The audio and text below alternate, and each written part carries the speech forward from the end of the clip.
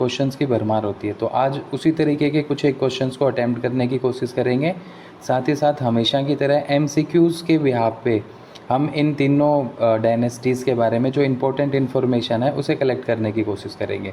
तो सबसे पहले बात करें हर्यक वंश की। क्वेश्चन नंबर फर्स्ट क्या कहता है? क्वेश्चन नंबर फर्स्ट ये कहता है कि जो हर्यक वंश था, इस हर्यक वंश का शासन कब से कब तक था। ठीक है, तो पहली बात तो हर्यक वंश कहाँ था? तो हर्यक वंश की स्थापना जो है वो मगध में होती है। ठीक है, मगध में सबसे पहला जो वंश था वो था हर्यक वंश। हर्यक वंश के बाद में फिर आता है नागवंश। नागवंश के बाद में आता है नंदवंश। ठीक है, नंदवंश, और नंदवंश के बाद में हमें भारत में मौर्य साम्राज्य देखने को मिलता है। ठीक है, तो ये क्रोनोलॉजी है। क्रोनोलॉजी को भी ध्यान रखेंगे कि सबसे पहले मगध में हर्यक वंश की स्थापना हुई थी। हर्यक वंश को रिप्लेस किया था नागवंश ने, नागवंश को रिप्लेस किया था नंदवंश ने, और नंदवंश को रिप्लेस किया था मौर्य वंश ने। तो ये चारों हम जो है ध्यान रखने वाले हैं। क्वेश्चन क्या कहता है? हर्यक वंश का शासनकाल कब से कब तक था। ठीक है, तो हमें क्या बताना है? हमें हर्यक का डायनेस्टी जो है उसका रिजीम बताना है, उसका टाइम पीरियड बताना है। तो जो हर्यक वंश था ये 544 ईस्वी पूर्व से लेकर 412 ईस्वी पूर्व तक मगध में इस वंश के शासकों ने राज किया था। तो हर्यक वंश का टाइम पीरियड क्या है? 544 ईसा पूर्व से लेके 412 ईस्वी पूर्व तक। 544 BCE से लेके 412 BCE, ये क्या था? This was the time period of Haryanka dynasty in the Magadhan empire. तो मगध में हर्यक वंश के शासकों का शासन था 544 से लेके 412 ईस्वी पूर्व तक। सेकंड क्वेश्चन क्या कहता है? हर्यक वंश को और किस नाम से जाना जाता है? हर्यक वंश का दूसरा नाम बताना चाहती हो तो हर्यक वंश की ना एक खासियत थी। ठीक है, हर्यक वंश की खासियत क्या थी कि इसमें जो भी रूलर्स हुए, ठीक है, उन्होंने क्या किया था? अपने से पहले के जो रूलर्स हैं उनकी हत्या की थी। ठीक है, उनकी हत्या करके और फिर राजगद्दी को इन्होंने प्राप्त किया था। तो इसी आधार पर हमसे ये पूछा गया है कि भाई हर्यक वंश जो था, इस हर्यक वंश को और दूसरे किस नाम से जानते हैं? तो क्या इसको हम नंदवंश के नाम से जानते हैं, शिशुनाग वंश के नाम से जानते हैं, पितृहंता वंश के नाम से जानते हैं, मौर्य वंश के नाम से जानते हैं? तो हम ये जानते हैं कि जो हर्यक वंश है ये 544 से लेके 412 ईस्वी पूर्व तक मगध में इसका राजपाट रहा था। हर्यक वंश के शासकों ने 544 से लेके 412 ईस्वी पूर्व तक शासन किया था मगध में। और ये जो हर्यक वंश है इसकी दूसरी खासियत क्या थी कि भाई जो राजा है, ठीक है, उस राजा की हत्या करके उसका उत्तराधिकारी अगला राजा बनता था। तो इस आधार पे हम ये कहते हैं कि जो हर्यक वंश था, हर्यक वंश को हम पितृहंता वंश के नाम से भी जानते हैं। ठीक है ना, यानी पिता की हत्या करके फिर जो है उसका बेटा अगला राजा बनता था, इसलिए हर्यक वंश को क्या कहा गया?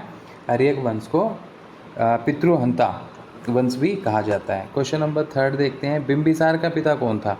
तो बिंबिसार की बात करें तो हर्यक वंश जो था, हर्यक वंश 544 से लेके 412 ईस्वी पूर्व तक, इस हर्यक वंश की मगध में स्थापना करने वाला जो शासक था उसका नाम था बिंबिसार। ठीक है, Bimbisara, he was the ruler who founded the Haryanka dynasty in Magadha. ठीक है, तो मगध में हर्यंक राजवंश की स्थापना करने वाला जो शासक था उसका नाम क्या था? उसका नाम बिंबिसार था। तो सवाल ये पूछा गया है कि बिंबिसार का पिता कौन था? तो बिंबिसार का पिता, ऑप्शन ए क्या कहता है? Bhattiya, option B Chetaka, option C Prasenajit, option D Brahmadatta. ठीक है, तो बिंदुसार के पिता का नाम पूछा गया है। तो बिंदुसार जो था वो भट्टिय का बेटा था। तो option A is the correct answer of question number third. ठीक है, तो अभी तक क्या क्या इन्फॉर्मेशन है हमारे सामने? बिंबिसार कौन था? तो ये हर्यक वंश का संस्थापक था। ठीक है, हर्यक वंश की स्थापना कब हुई? 544 ईस्वी पूर्व में हुई थी, और 412 ईस्वी पूर्व तक हर्यक वंश के शासकों ने मगध में शासन किया था। फाउंडर यानी संस्थापक कौन है? बिंबिसार था। बिंबिसार किसका बेटा था? तो बिंबिसार जो था वो भट्टिय का बेटा था। Next question, question number fourth क्या कहता है? बिंबिसार ने किस राज्य को जीतकर मगध साम्राज्यवाद की शुरुआत की थी? तो हमें उस राज्य का नाम बताना है जिस राज्य को बिंबिसार ने जीता। तो ये बिंबिसार कौन है? ये संस्थापक है। किसका संस्थापक है? ये हर्यक वंश का संस्थापक है। हर्यक वंश की स्थापना कब हुई थी? तो 544 ईस्वी पूर्व में हर्यक वंश की स्थापना हुई थी। ठीक है, बिंबिसार किसका बेटा है? तो ये भट्टिय का बेटा है। भट्टिय कौन थे? बिंबिसार के पिता थे। तो भट्टिय का बेटा है बिंबिसार। तो पूछा गया है बिंबिसार ने किस राज्य को जीत के मगध साम्राज्यवाद की शुरुआत की थी? ठीक है, तो बिंबिसार ने जो है वो अंग राज्य को जीत के, याद रखेंगे ये क्वेश्चंस आए हुए सवाल हैं, ठीक है ना। इस तरीके के सवाल बहुत आते हैं कि बिंबिसार ने कौन से राज्य को जीता था और मगध को और मजबूत किया था, ठीक है। या पूछ लेगा कि अंग के शासक का नाम क्या था। तो इस तरीके से अलग अलग रूलर्स के टाइम पीरियड में जिस भी टेरिटरी से उन्हें बड़ा चैलेंज मिल रहा था, या जो भी टेरिटरी उनके एरिया ऑफ इंटरेस्ट में पड़ती थी, उन सारी की सारी टेरिटरीज को जीत के इन्होंने मगध को एक विशाल साम्राज्य के तौर पर स्थापित करने की कोशिश की थी। तो बिंबिसार ने कौन से राज्य को जीत के मगध साम्राज्यवाद की शुरुआत की थी? तो बिंबिसार ने अंग को जीत के, ठीक है। अंग की बात करें 16 महाजनपदों में, 16 महाजनपदों में अंग का भी नाम शामिल है, और अंग की राजधानी थी चंपा। अंग की राजधानी का नाम क्या था? चंपा। तो अंग को जीत के बिंबिसार ने मगध साम्राज्यवाद की शुरुआत की थी। नेक्स्ट क्वेश्चन, क्वेश्चन नंबर 5 क्या कहता है? अंग के शासक का नाम क्या था? हमें अंग के शासक का नाम बताना है, यानी अंग का रूलर कौन था। तो अभी मैंने बताया कि अंग की जो राजधानी थी वो क्या थी? चंपा, ठीक है। अंग की गिनती 16 महाजनपदों में होती है, 16 महाजनपदों में होती है, ठीक है। और इन 16 महाजनपदों के बारे में जानकारी हमें अगुंतर निकाय में मिलती है, अगुंतर निकाय, ठीक है, अगुंतर निकाय में। क्लियर है? तो 16 महाजनपदों के बारे में जानकारी का स्रोत क्या है? अगुंतर निकाय है। अगुंतर निकाय में इन 16 महाजनपदों के नाम लिखे गए हैं, और अंग की राजधानी जो थी वो चंपा थी। सवाल ये पूछा गया है कि अंग को किसने जीता था? तो अंग को बिंबिसार ने जीता था। और अंग के शासक का नाम क्या था?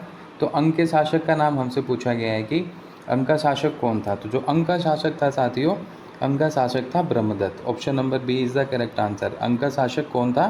तो अंग का शासक था ब्रह्मदत्त, ठीक है। अंग को मगध में मिलाने का काम किसने किया था? तो अंग को मगध में मिलाने का काम किया था बिंबिसार ने।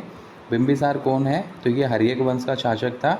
हर्यक वंश की स्थापना कब हुई? 544 में हुई थी, ठीक है। हर्यक वंश को और दूसरे किस नाम से जानते हैं? तो हम कहते हैं कि ये जो थे ये पितृहंता वंश के नाम से भी जाने जाते हैं, ठीक है। पितृहंता वंश के नाम से भी जाने जाते हैं। बिंबिसार जो है वो इसका संस्थापक था, और बिंबिसार ने ही अंग को जीता था। तो अंग का शासक कौन था?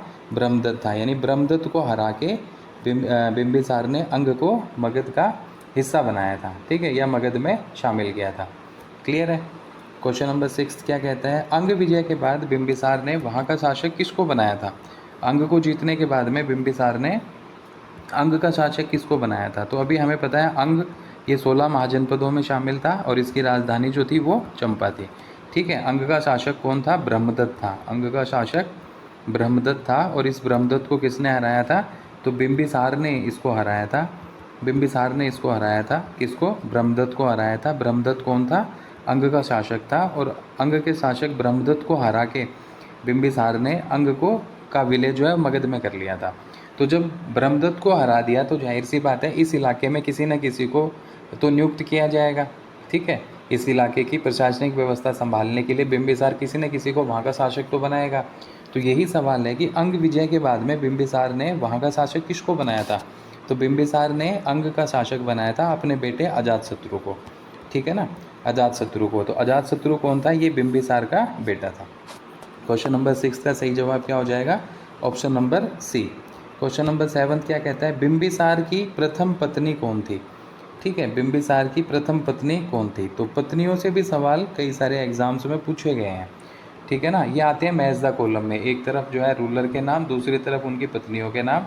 और इसमें हर्यक वंश हो गया, आपका गुप्ता वंश हो गया, और मौर्य हो गया। तो ये एक तरफ रूलर्स के नाम होते हैं, दूसरी तरफ उनकी पत्नियों के नाम होते हैं, और फिर हमें करेक्ट जो है मैजदा कॉलम करना होता है। तो बिंबिसार की पत्नी का नाम पूछा गया है, कौन सी? पहली पत्नी का नाम। तो जो बिंबिसार की पहली पत्नी थी वो थी कौशल देवी। कौन थी? कौशल देवी, ये याद रखेंगे। बिंबिसार का बेटा कौन है? अजातशत्रु, अजातशत्रु, ठीक है। इसको बिंबिसार ने किस इलाके का शासक बनाया था? अंग का। अंग में पहले रूलर कौन था? ब्रह्मदत्त था। ब्रह्मदत्त को किसने हराया था? तो ब्रह्मदत्त को बिंबिसार ने हराया था। और बिंबिसार ने जब ब्रह्मदत्त को हरा दिया तो उसके बाद अजातशत्रु को अगला शासक बना दिया था, ठीक है। तो बिंबिसार की पहली पत्नी कौन थी? बिंबिसार की पहली पत्नी थी कौशल देवी, ये याद रखेंगे, ठीक है ना। बिंबिसार की पहली पत्नी जो थी ये कौशल देवी थी। और कौशल देवी कौन थी? तो कौशल देवी जो थी ना, ये जो प्रसेनजीत था उसकी बहन थी, ठीक है ना, प्रसेनजीत की बहन थी। क्वेश्चन नंबर 8, कौशल देवी किसकी बहन थी? देखो ये सवाल भी है, कौशल देवी जो है वो किसकी बहन थी? तो कौशल देवी की जब हम बात कर रहे हैं तो कौशल देवी की शादी किसके साथ हुई थी? तो हम कहेंगे जी बिंबिसार के साथ में हुई थी कौशल देवी की शादी। और कौशल देवी किसकी बहन थी? तो ये प्रसेनजीत की बहन थी। कौन? कौशल देवी। ठीक है। बिंबिसार का बेटा कौन था? अजातशत्रु। अजात को बिंबिसार ने किस इलाके का शासक बनाया था? अंग का। अंग का पहला रूलर कौन था? ब्रह्मदत्त था। ठीक है। तो पूछा गया है कौशल देवी किसकी बहन थी? तो कौशल देवी जो थी वो प्रसेनजीत की बहन थी और कौशल देवी जो थी ये बिंबिसार की क्या थी? पत्नी थी। ठीक है। नेक्स्ट क्वेश्चन क्या कहता है? क्वेश्चन नंबर 9, बिंबिसार को दहेज में कौन सा क्षेत्र प्राप्त हुआ था? ठीक है। ये सवाल पूछा गया है कि जो बिंबिसार है इसे दहेज में कौन सा क्षेत्र प्राप्त हुआ था? दहेज में, डोरी के तौर पे, है ना, डोरी के तौर पे, डोरी यानी दहेज में कौन सा इलाका प्राप्त हुआ था बिंबिसार को? तो बिंबिसार को जो है वो काशी का जो इलाका है वो दहेज स्वरूप दिया गया था। बिंबिसार को काशी वाला जो इलाका है ये दहेज स्वरूप दिया गया था। ठीक है ना। तो बिंबिसार के बारे में क्या क्या इन्फॉर्मेशन है? हर्यक वंश का संस्थापक है। हर्यक वंश का स्थापना कब हुई? 544 में ईस्वी पूर्व है, ये याद रखेंगे। 412 तक अस्तित्व में था। ठीक है। उसके बाद नागवंश के जो रूलर हैं वो हर्यक वंश को रिप्लेस करके नागवंश की स्थापना करते हैं। तो बिंबिसार को दहेज में कौन सा क्षेत्र प्राप्त हुआ था? काशी का जो इलाका है ये बिंबिसार को दहेज में मिला था। बिंबिसार के बेटे का नाम क्या था? तो बेटे का नाम था अजातशत्रु। अजातशत्रु को बिंबिसार ने अंग के राजा ब्रह्मदत्त को हराने के बाद में अंग का शासक बनाया था। ठीक है। और बात करें बिंबिसार की शादी किससे हुई थी? तो कौशल देवी के साथ उसकी शादी हुई थी। और कौशल देवी जो थी ये प्रसेनजीत की बहन हुआ करती थी। ठीक है। तो विवाह में काशी का जो इलाका है वो बिंबिसार को मिलता है। क्वेश्चन नंबर नेक्स्ट क्या कहता है? क्वेश्चन नंबर 10वां ये कहता है कि बिंबिसार की दूसरी पत्नी चेलना किसकी पुत्री थी? हमें ये बताना है कि बिंबिसार की शादी चेलना से हुई थी, तो ये जो चेलना थी ये किसकी बेटी थी? क्या ये प्रसेनजीत की बेटी थी, ब्रह्मदत्त की बेटी थी, चेटक की बेटी थी या प्रद्योत की बेटी थी? ठीक है। तो हम ये जानते हैं कि प्रसेनजीत की बहन जो थी वो तो थी कौशल देवी, ये तो प्रसेनजीत की बहन थी। ब्रह्मदत्त कौन था? ये अंग का शासक था जिसको किसने हराया था? बिंबिसार ने हराया था। ठीक है। तो इसका सही जवाब हो जाएगा चेटक। जो चेलना थी वो चेटक की पुत्री थी। चेलना जो थी बिंबिसार की दूसरी पत्नी, ये किसकी पुत्री थी? ये चेटक की पुत्री थी। So option C is the correct answer of question number 10। 11वां सवाल क्या कहता है? सॉरी, शायद ये मिस प्रिंटिंग हो गया। 12वां सवाल क्या कहता है? बिंबिसार की तीसरी पत्नी खैमा किस क्षेत्र की राजकुमारी थी? यानी खैमा कौन से क्षेत्र से बिलोंग करती थी ये हमें बताना है। कौन? खैमा जो है वो किस क्षेत्र से बिलोंग करती थी ये हम बताने वाले हैं। खैमा है कौन? ये भी बिंबिसार की क्या है? पत्नी है। कौन से नंबर की? तीसरी। तो दो कौन कौन थी? एक तो थी कौशल देवी के बाद में दूसरी थी चेलना। ठीक है। चेलना जो थी ये चेटक की पुत्री थी और कौशल देवी जो थी ये प्रसेनजीत की बहन थी। तीसरी पत्नी खैमा का संबंध किस इलाके के साथ था? गांधार के साथ था, पंजाब के साथ था, कौशल के साथ था या अवंती के साथ था? तो खेमा जो कि बिंबिसार की तीसरी पत्नी थी ये पंजाब यानी मद्र राज्य की राजकुमारी थी। मद्र या पंजाब राज्य की राजकुमारी थी। कौन? खेमा। ये याद रखेंगे। तो 3 पत्नियां हैं बिंबिसार की, एक कौशल देवी, ठीक है, उसके बाद में चेलना और एक खेमा जो थी वो पंजाब या मद्र राज्य से बिलोंग करती थी और चेलना जो थी ये चेटक की पुत्री थी और कौशल देवी जो थी ये प्रसेनजीत की बहन थी। ये तीनों ही बिंबिसार की पत्नियां थी। नेक्स्ट क्वेश्चन नंबर 13 क्या कहता है? जैन साहित्य में बिंबिसार को किस नाम से जाना जाता है? जैन साहित्य में बिंबिसार को और किस नाम से जाना जाता है? ठीक है। बिंबिसार को क्षेत्रोजस कहा जाता है, श्रोणिक या श्रेणिक कहा जाता है, अशोक कहा जाता है, सेनापति कहा जाता है। तो जैन साहित्य की अगर बात करें, जैन साहित्य में बिंबिसार को ना तो सेनापति कहा जाता है, ठीक है, ना तो सेनापति कहा जाता है और ना ही अशोक कहा जाता है, ठीक है, ना ही क्षेत्रोजस कहा जाता है। तो जैन साहित्य में बिंबिसार को श्रोणिक या श्रेणिक के नाम से जाना जाता है? ये सवाल रिपीटेड क्वेश्चन है, बहुत बार पूछा गया है कि जैन साहित्य में बिंबिसार को अन्य किस नाम से जाना जाता है? तो जैन साहित्य में बिंबिसार को श्रोणिक या श्रेणिक के नाम से जाना जाता है। इसी तरीके से एक और सवाल बनता है कि मत्स्य पुराण में बिंबिसार को और किस नाम से जाना जाता है? ठीक है ना, मत्स्य पुराण में। तो देखते हैं अगला क्वेश्चन, मत्स्य पुराण में बिंबिसार को किस नाम से जाना गया था? मत्स्य पुराण में बिंबिसार को किस नाम से जाना गया? तो अभी अभी हमने पढ़ा कि जैन साहित्य में बिंबिसार को जो है वो श्रेणिक या श्रोणिक के नाम से जाना गया था। उसी तरीके से मत्स्य पुराण में, ठीक है, बिंबिसार को जो है वो क्षेत्रोजस के नाम से जाना गया था। तो ये याद रखेंगे, ये दोनों सवाल जो हैं वो मोस्ट इम्पोर्टेंट क्वेश्चंस में आते हैं जो बार बार पूछे गए हैं। ठीक है, बिंबिसार है कौन, एक बार रिवाइज कर लेते हैं। तो ये हर्यक वंश का संस्थापक है। हर्यक वंश की स्थापना 544 ईस्वी पूर्व में हुई थी। ठीक है, कहाँ पे हुई थी? तो भाई मगध में हुई थी। मगध में हर्यक राजवंश की स्थापना हुई थी। और बिंबिसार जो है, इसके बेटे का नाम क्या है? अजातशत्रु इसके बेटे का नाम है। 3 पत्नियों का नाम हमने अभी तक पढ़ा, एक कौशल देवी, एक चेलना और एक खेमा। खेमा जो थी वो पंजाब से थी, चेलना जो थी वो चेटक की पुत्री थी, और कौशल देवी जो थी वो प्रसेनजीत की बहन थी। बिंबिसार को जैन साहित्य में श्रोणिक या श्रेणिक के नाम से जाना गया, और मत्स्य पुराण में बिंबिसार को क्षेत्रोजस के नाम से जाना गया था। Next question, question number 15, Gandhara का कौन सा शासक बिंबिसार का मित्र था? ठीक है, तो साथियों एक तो गांधार, ठीक है, दूसरा सिंध। इन दोनों इलाकों के जो शासक थे वो क्या थे? बिंबिसार के मित्र, दोस्त हुआ करते थे। एक तो गांधार का और दूसरा सिंध का। ठीक है ना, तो गांधार और सिंध, इन दोनों इलाकों के जो शासक थे वो क्या थे? वो बिंबिसार के मित्र हुआ करते थे। ठीक है, और सिंध को रोरुक के नाम से भी जाना जाता था, रोरुक या सिंध। तो पूछा गया गांधार के उस शासक का नाम बताओ जो बिंबिसार का मित्र था। तो गांधार के उस शासक का नाम था पुष्कर शारीन। ठीक है, पुष्कर शारीन जो था वो गांधार का शासक था, जिसके साथ में बिंबिसार की दोस्ती थी। ठीक है, चेटक की पुत्री कौन थी? चेलना। प्रसेनजीत की बहन कौन थी? कौशल देवी। ठीक है, प्रसेनजीत की बहन कौन थी? कौशल देवी, जो बिंबिसार की पत्नी थी, और चेटक की पुत्री चेलना बिंबिसार की पत्नी थी।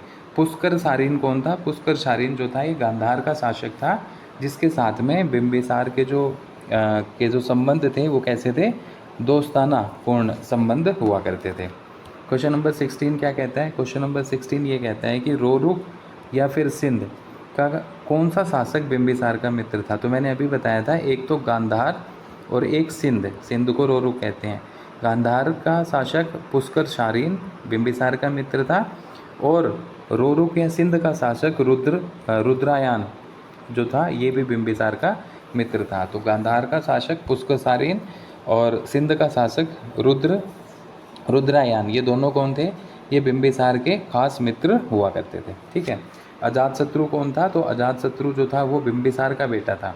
उदयन कौन था? तो उदयन जो था वो अजातशत्रु का बेटा था। ठीक है, ये याद रखेंगे। तो क्वेश्चन नंबर 16 का सही जवाब क्या है? क्वेश्चन नंबर 16 का सही जवाब है option number A. Question number 17 क्या कहता है? मगध की प्रारंभिक राजधानी क्या थी? देखो सबसे इम्पोर्टेंट सवाल है, मगध की प्रारंभिक राजधानी को क्या थी? ठीक है, तो मगध की प्रारंभिक राजधानी पाटलिपुत्र थी क्या? वैशाली थी क्या? वसुमती या ग्रीवरज थी क्या? या चंपा थी? तो चंपा के बारे में तो अभी हमने पढ़ा, चंपा तो अंग की राजधानी थी। ठीक है, अंग का शासक ब्रह्मदत्त था।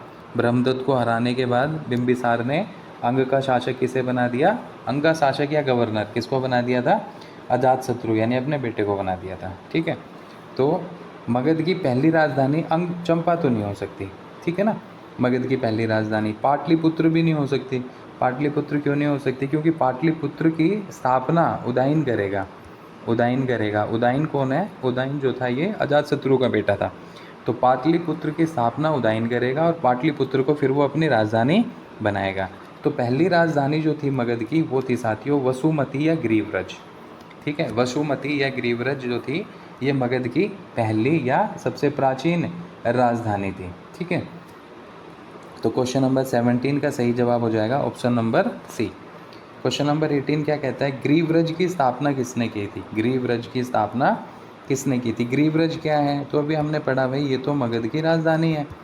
मगध की क्या है? राजधानी है। ठीक है, मगध की राजधानी ग्रीवरज। ठीक, और ग्रीवरज को वसुमती के नाम से भी जानते हैं। तो सवाल ये पूछा है कि ग्रीवरज या वसुमती की स्थापना किसने की थी? तो ग्रीवरज या वसुमती की स्थापना की थी साथियों, वसु ने। ठीक है, वसु कौन था? वसु ने ग्रीवरज या वसुमती की स्थापना की थी। ग्रीवरज या वसुमती मगध की प्रारंभिक राजधानी थी, और मगध में सबसे पहला राजवंश कौन सा था? तो वो हर्यक राजवंश था। और इस हर्यक राजवंश की स्थापना किसने की थी? तो हमने पढ़ा बिंबिसार ने की थी। कब की थी हर्यक राजवंश की स्थापना? तो 544 ईस्वी पूर्व में की थी। ठीक है, बिंबिसार की जो 3 पत्नियां थी, वो एक थी कौशल देवी जो कि प्रसेनजीत की बहन थी, एक थी चेलना जो कि चेटक की पुत्री थी, और एक थी खेमा जो पंजाब या मध्य राज्य की राजकुमारी थी। बेटे का नाम था अजातशत्रु। अजातशत्रु को बिंबिसार ने क्या बनाया था? अंग का शासक बनाया था ब्रह्मदत्त को हराने के बाद में। ठीक है, और वैवाहिक अवसरों पे बिंबिसार को कौन सा इलाका मिला था? तो काशी जो है, काशी का इलाका दहेज के स्वरूप में मिला था। ग्रीवरज की स्थापना किसने की? तो वसु ने। Option number B is the correct answer. Vasu ने ग्रीवरज की स्थापना की थी। नेक्स्ट क्वेश्चन क्या कहता है? ग्रीव नंबर 19 क्या कहता है? क्वेश्चन नंबर 19 में ये पूछा गया है कि ग्रीवरज का दूसरा नाम क्या था? ठीक है, तो ग्रीवरज की अगर हम बात करें तो ग्रीवरज का दूसरा नाम था कुशाग्रपुर। ठीक है ना, कुशाग्रपुर, और एक नाम था वसुमती।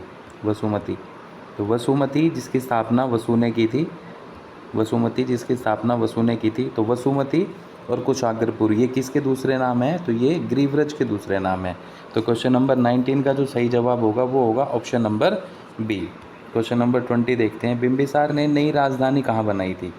ठीक है, तो बिंबिसार ने किस जगह को अपने हर्यक वंश की राजधानी बनाया था? सवाल में सिर्फ ये पूछा गया है। तो बिंबिसार की बात करें तो हम ये जानते हैं कि ये कौन है भाई? ये संस्थापक है। He was the founder of Haryanka dynasty. Haryanka साम्राज्य का ये कौन है? संस्थापक है। ठीक है, और बिंबिसार जो है, इसने जो नई राजधानी बनाई थी उसे कहा जाता है राजगृह। ठीक है ना, तो राजगृह जो है वो क्या थी? हर्यक वंश की नई राजधानी जिसकी स्थापना किसने की थी? बिंबिसार ने की थी। ठीक है, क्वेश्चन नंबर 21। क्वेश्चन नंबर 21 क्या कहता है? बिंबिसार ने राजगृह को राजधानी क्यों बनाया था? क्या कारण था? क्या कारण था कि बिंबिसार ने राजगृह को राजधानी बनाया था मगध साम्राज्य की? ठीक है, मगध की राजधानी बनाया था या फिर हर्यक वंश की राजधानी क्यों बनाया था बिंबिसार ने?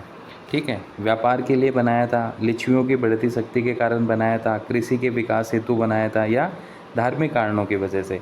तो जब हम बात करते हैं बिंबिसार ने राजगृह को राजधानी क्यों बनाया, तो इसका सबसे सटीक जवाब ये है कि बिंबिसार को उस समय लिच्छवियों से लगातार जो है वो विरोध का सामना करना पड़ रहा था, और लिच्छवी जो थे वो लगातार शक्तिशाली हो रहे थे।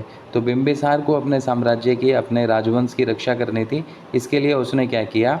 पहाड़ियों से घिरा हुआ, चारों तरफ से पहाड़ियों से घिरा हुआ एक ऐसे क्षेत्र का चुनाव किया जिसके ऊपर विदेशी आक्रमण या बाहरी आक्रमण करना आसान नहीं था।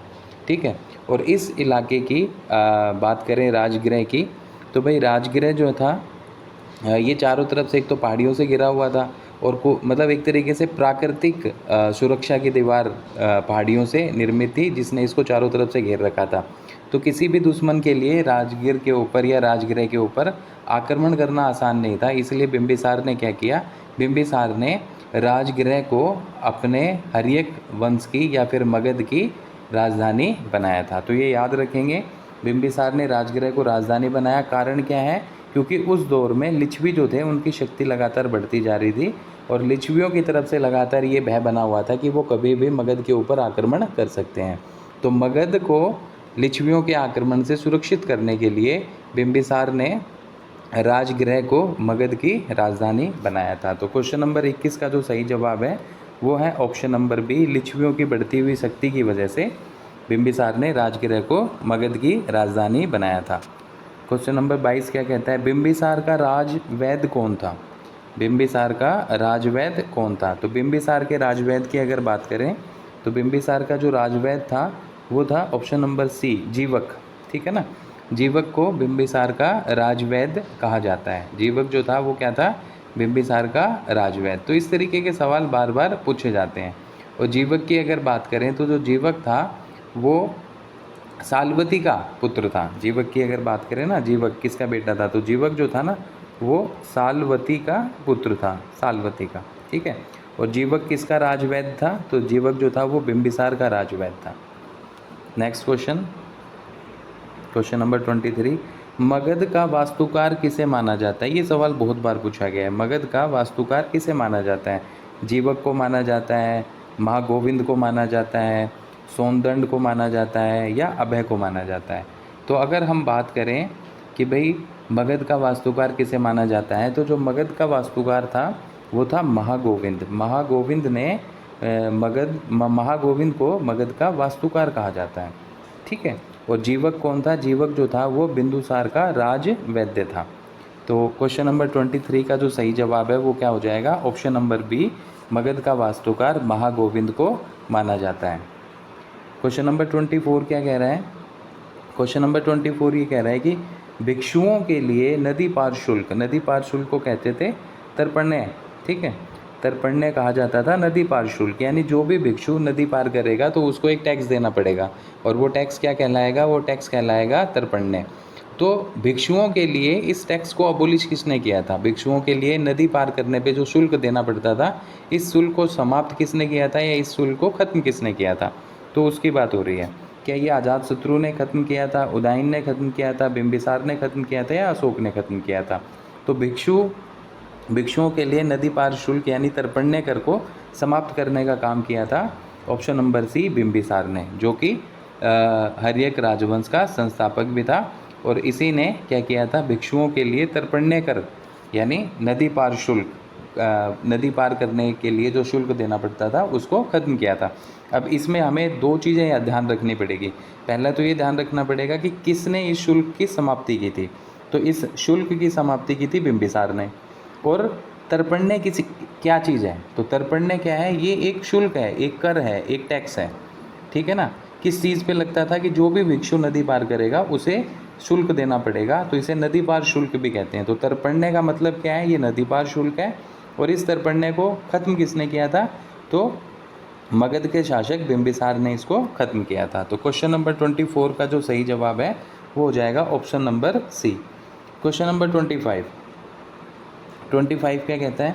25 ये कहता है कि भाई अजातशत्रु मगध का शासक कैसे बना था। तो इसके लिए हमें शुरू के एक दो क्वेश्चंस को जब हमने किया था तो वहाँ पे हमने एक चीज़ पढ़ी थी कि जो हर्यक वंश है इसको पितृहंता वंश के नाम से भी जाना जाता है। यानी पिता की उसके पुत्र ने हत्या की और उसके बाद वो पुत्र जो है वो मगध का अगला शासक बन गया या हर्यक वंश का अगला शासक बन गया, इसलिए हम हर्यक वंश को पितृहंता वंश भी कहते हैं। तो अगर ये बात हमें याद रहेगी तो हम बहुत आसानी के साथ में इस सवाल का जवाब ढूंढ सकते हैं। तो जब हमें पता है कि भाई मगध की बात कर रहे हैं तो मगध में क्या है? हर्यक वंश है। हर्यक वंश का संस्थापक कौन है? तो हमने पढ़ा था कि भाई जो बिंबिसार है वो कौन है? हर्यक वंश का संस्थापक। ठीक है, हर्यक वंश का संस्थापक है बिंबिसार। बिंबिसार का बेटा जो है वो कौन है? अजातशत्रु है।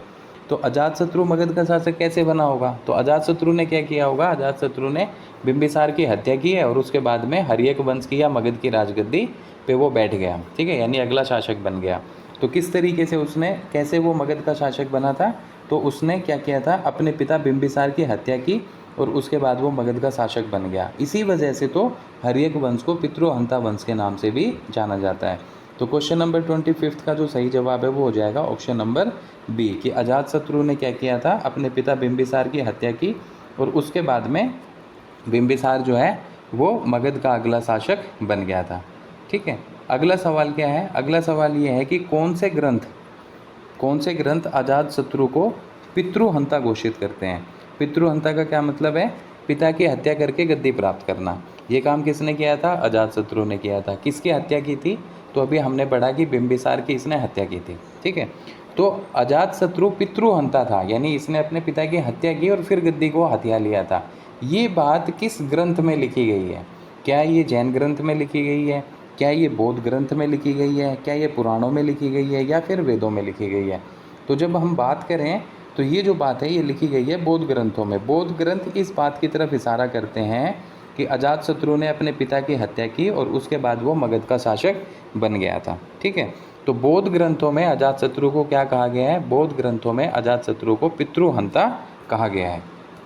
नेक्स्ट क्वेश्चन, क्वेश्चन नंबर 27, बौद्ध ग्रंथ में अजातशत्रु को किस नाम से जाना गया है? तो अभी अभी हमने पढ़ा बौद्ध ग्रंथ में जो अजातशत्रु है उसको किस नाम से जाना गया?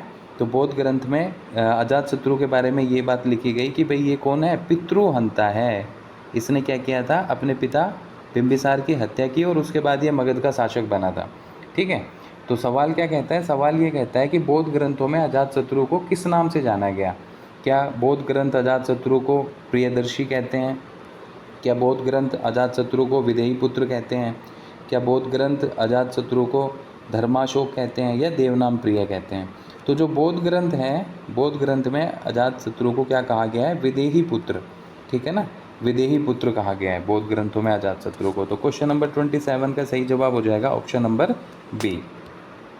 क्वेश्चन नंबर 28 देखें, बौद्ध ग्रंथों में अजातशत्रु का दूसरा नाम क्या मिलता है? ठीक है, इसका दूसरा नाम क्या है? जैसे हम सभी लोगों के निकनेम्स होते हैं उसी तरीके से ये पूछा गया है कि अजातशत्रु का दूसरा नाम क्या है? कौन से ग्रंथों में? बौद्ध ग्रंथों में। तो अभी हमने पढ़ा बौद्ध ग्रंथों में अजातशत्रु को पितृहंता कहा गया, बौद्ध ग्रंथों में ही अजातशत्रु को विदेही पुत्र कहा गया, और बौद्ध ग्रंथों में अजातशत्रु का जो दूसरा नाम मिलता है वो मिलता है साथियों अशोकचंड। क्या नाम मिलता है? अशोकचंद। तो क्वेश्चन नंबर 28 का जो सही जवाब है वो क्या हो जाएगा? ऑप्शन नंबर ए, बौद्ध ग्रंथों में अजातशत्रु का दूसरा नाम अशोकचंड मिलता है। ठीक है, क्वेश्चन नंबर 29, कुणिक किसका दूसरा नाम था? कुणिक, ठीक है, कुणिक ये एक और अन्य नाम आ गया। ठीक है, कुणिक किसका दूसरा नाम था? तो कुणिक जो था वो अजातशत्रु का दूसरा नाम था। ठीक है, तो अजातशत्रु के कई सारे नाम हो गए। क्या? एक तो इसको पितृहंता कहा गया बौद्ध ग्रंथों में, दूसरा इसको बौद्ध ग्रंथों में विदेही पुत्र कहा गया, तीसरा इसको बौद्ध ग्रंथों में अशोकचंड कहा गया, और चौथा इसको क्या नाम दिया गया? तो चौथा इसको नाम दिया गया था कुणिक। ठीक है, तो कुणिक जो है वो अजातशत्रु का ही दूसरा नाम था। और अजातशत्रु की बात करें तो भाई ये बिंबिसार का बेटा था जिसने अपने पिता की हत्या की और उसके बाद में ये मगध का शक्तिशाली शासक बन गया था। ठीक है, तो क्वेश्चन नंबर 29 का सही जवाब हो जाएगा option number C. Question number 30 क्या कहता है? अजातशत्रु ने निम्न में से किसे मगध में मिलाया था? अजातशत्रु ने निम्न में से किसे मगध में मिलाया था? वज्जीसंघ को मिलाया था, कौशल को मिलाया था, काशी को मिलाया था, या सभी को मिलाया था?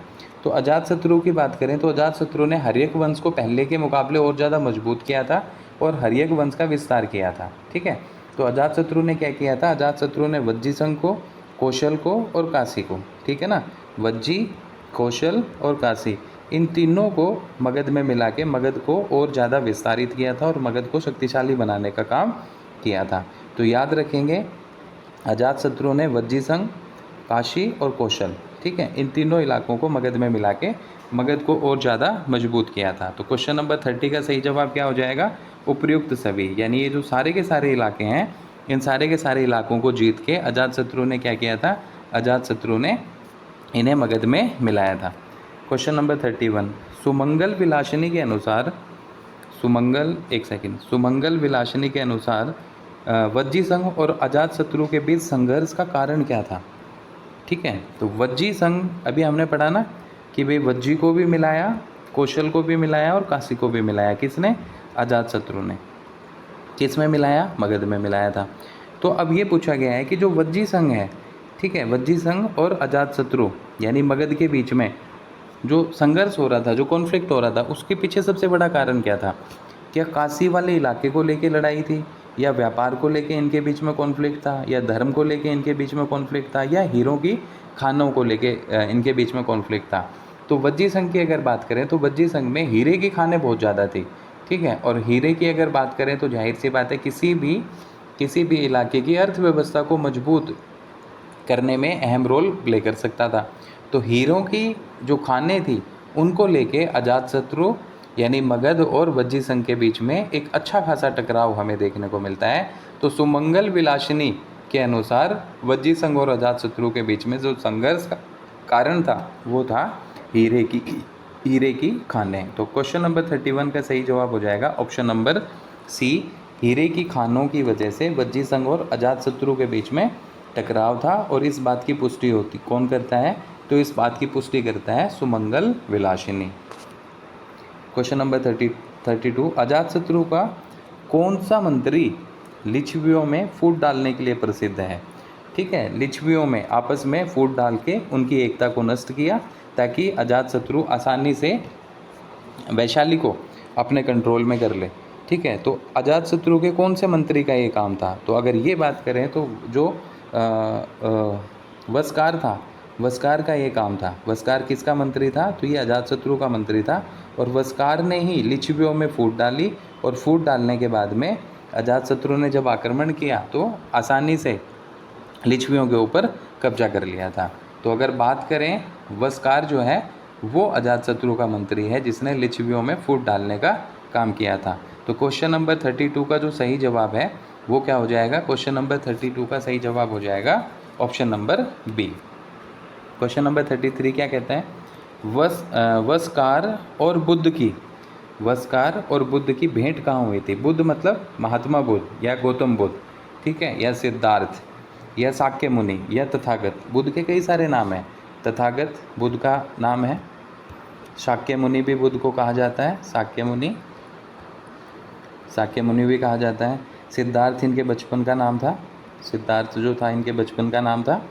ठीक है, तो गौतम बुद्ध, महात्मा बुद्ध, तथागत, शाक्य मुनि या सिद्धार्थ, ये क्या हैं, बुद्ध के दूसरे नाम हैं। तो महात्मा बुद्ध और अजातशत्रु के मंत्री वस्कार के बीच में भेंट या मुलाकात कहाँ हुई थी, तो इनके बीच में जो भेंट हुई थी ये हुई थी राजगृह में। ठीक है, राजगृह में जो ग्रहकूट पर्वत है उस पर्वत पे इन दोनों के बीच में मुलाकात हुई थी। ये इंपॉर्टेंट क्वेश्चन में आता है, ये जो है सबसे अहम सवाल है कि भाई महात्मा बुद्ध और वस्कार के बीच में जो मुलाकात होती है वो मुलाकात कहाँ होती है, वो होती है ग्रहकूट पर्वत राजगृह में। और ये मुलाकात किसके बीच में हुई, अजातशत्रु का जो मंत्री था जिसका नाम था वस्कार और महात्मा बुद्ध। ठीक है, महात्मा बुद्ध, इनके बीच में ये भेंट होती है राजगृह के ग्रहकूट पर्वत पे। और वस्कार ने ही लिच्छवियों में फूट डालने का काम किया था। वस्कार कौन था, तो ये अजातशत्रु का ही मंत्री था। तो क्वेश्चन नंबर 33 का सही जवाब हो जाएगा option number C. Question number 34, Ajatashatru का दूसरा प्रमुख मंत्री कौन था। तो एक मंत्री तो हमारे सामने आ गया, एक मंत्री जो था वो कौन था, वस्कार। ठीक है, वस्कार जिसने लिच्छवियों में फूट डाली और फूट डाल के अजातशत्रु के लिए जो कार्य था उसको आसान किया। साथ ही साथ महात्मा बुद्ध से ये मिला राजगृह में ग्रहकूट पर्वत पे। तो दूसरा मंत्री पूछा गया है कि दूसरा मंत्री कौन था।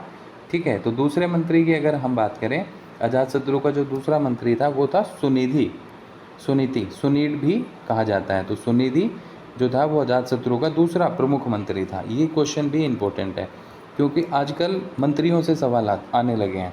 तो पूछा जाता है एक तरफ शासक का नाम, दूसरी तरफ उनके प्रमुख मंत्रियों का नाम, और फिर मैजदा कॉलम में के फॉर्म में ये क्वेश्चन आता है। तो अजातशत्रु का दूसरा प्रमुख मंत्री कौन था, तो भाई दूसरा प्रमुख मंत्री था सुनिधि। ठीक है, सुनीड भी कहते हैं। और एक जो मंत्री था उसका नाम था वस्कार। तो क्वेश्चन नंबर 34 का सही जवाब हो जाएगा option number B. Question number 35 क्या कहता है, वज्जी संघ के विरुद्ध अजातशत्रु ने किस अस्त्र का प्रयोग किया था। वज्जी संघ के खिलाफ हमने पढ़ा ना, वज्जी, कौशल और काशी, इन तीनों इलाकों को किसने मिलाया था, अजातशत्रु ने। कहाँ पे, मगध में मिला के मगध को और मजबूत किया था।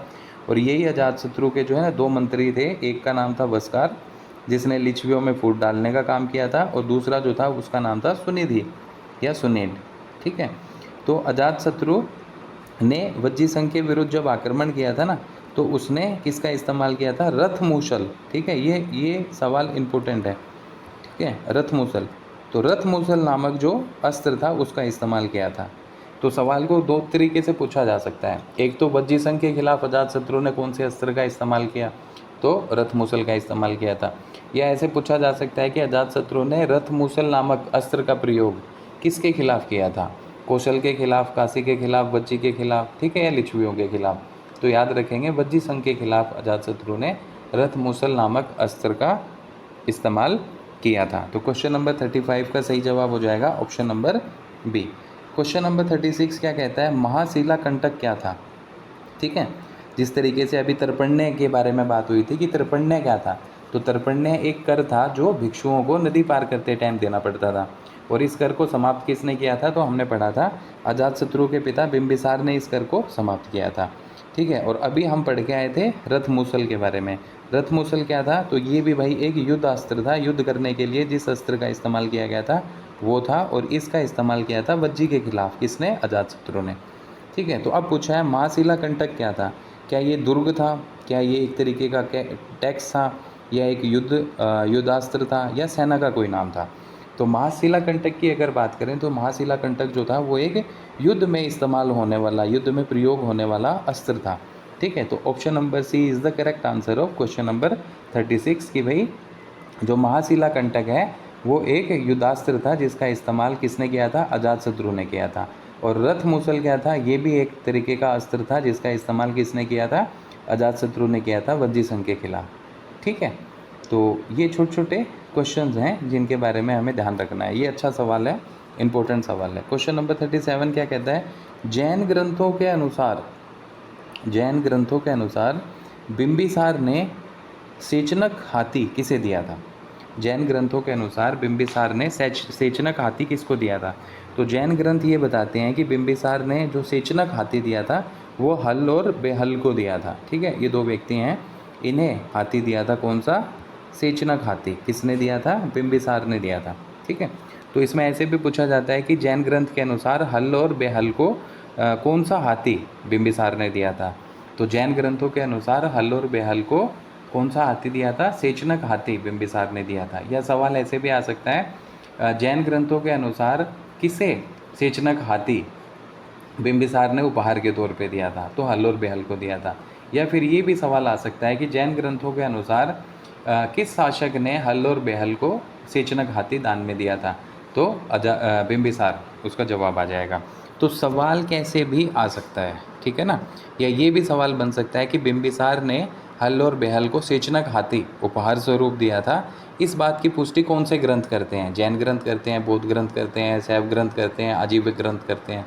तो हम याद रखेंगे कि जैन ग्रंथों में ये बात कही गई है कि जो सेचनक हाथी था वो हल और बेहल को बिंबिसार ने दिया था। और बिंबिसार कौन था, so he was the founder of Haryanka dynasty in Magadha.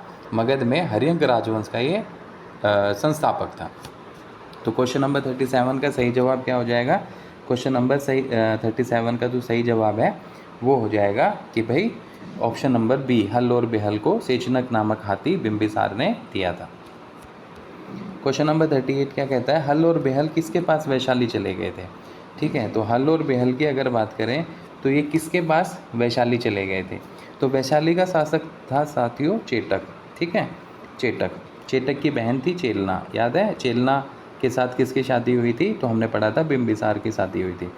तो हल और बेहल जिन्हें जैन ग्रंथों के अनुसार बिंबिसार ने सेचनक हाथी दिया था, ये लोग कहाँ चले गए थे, तो ये चेटक के पास वैशाली चले गए थे।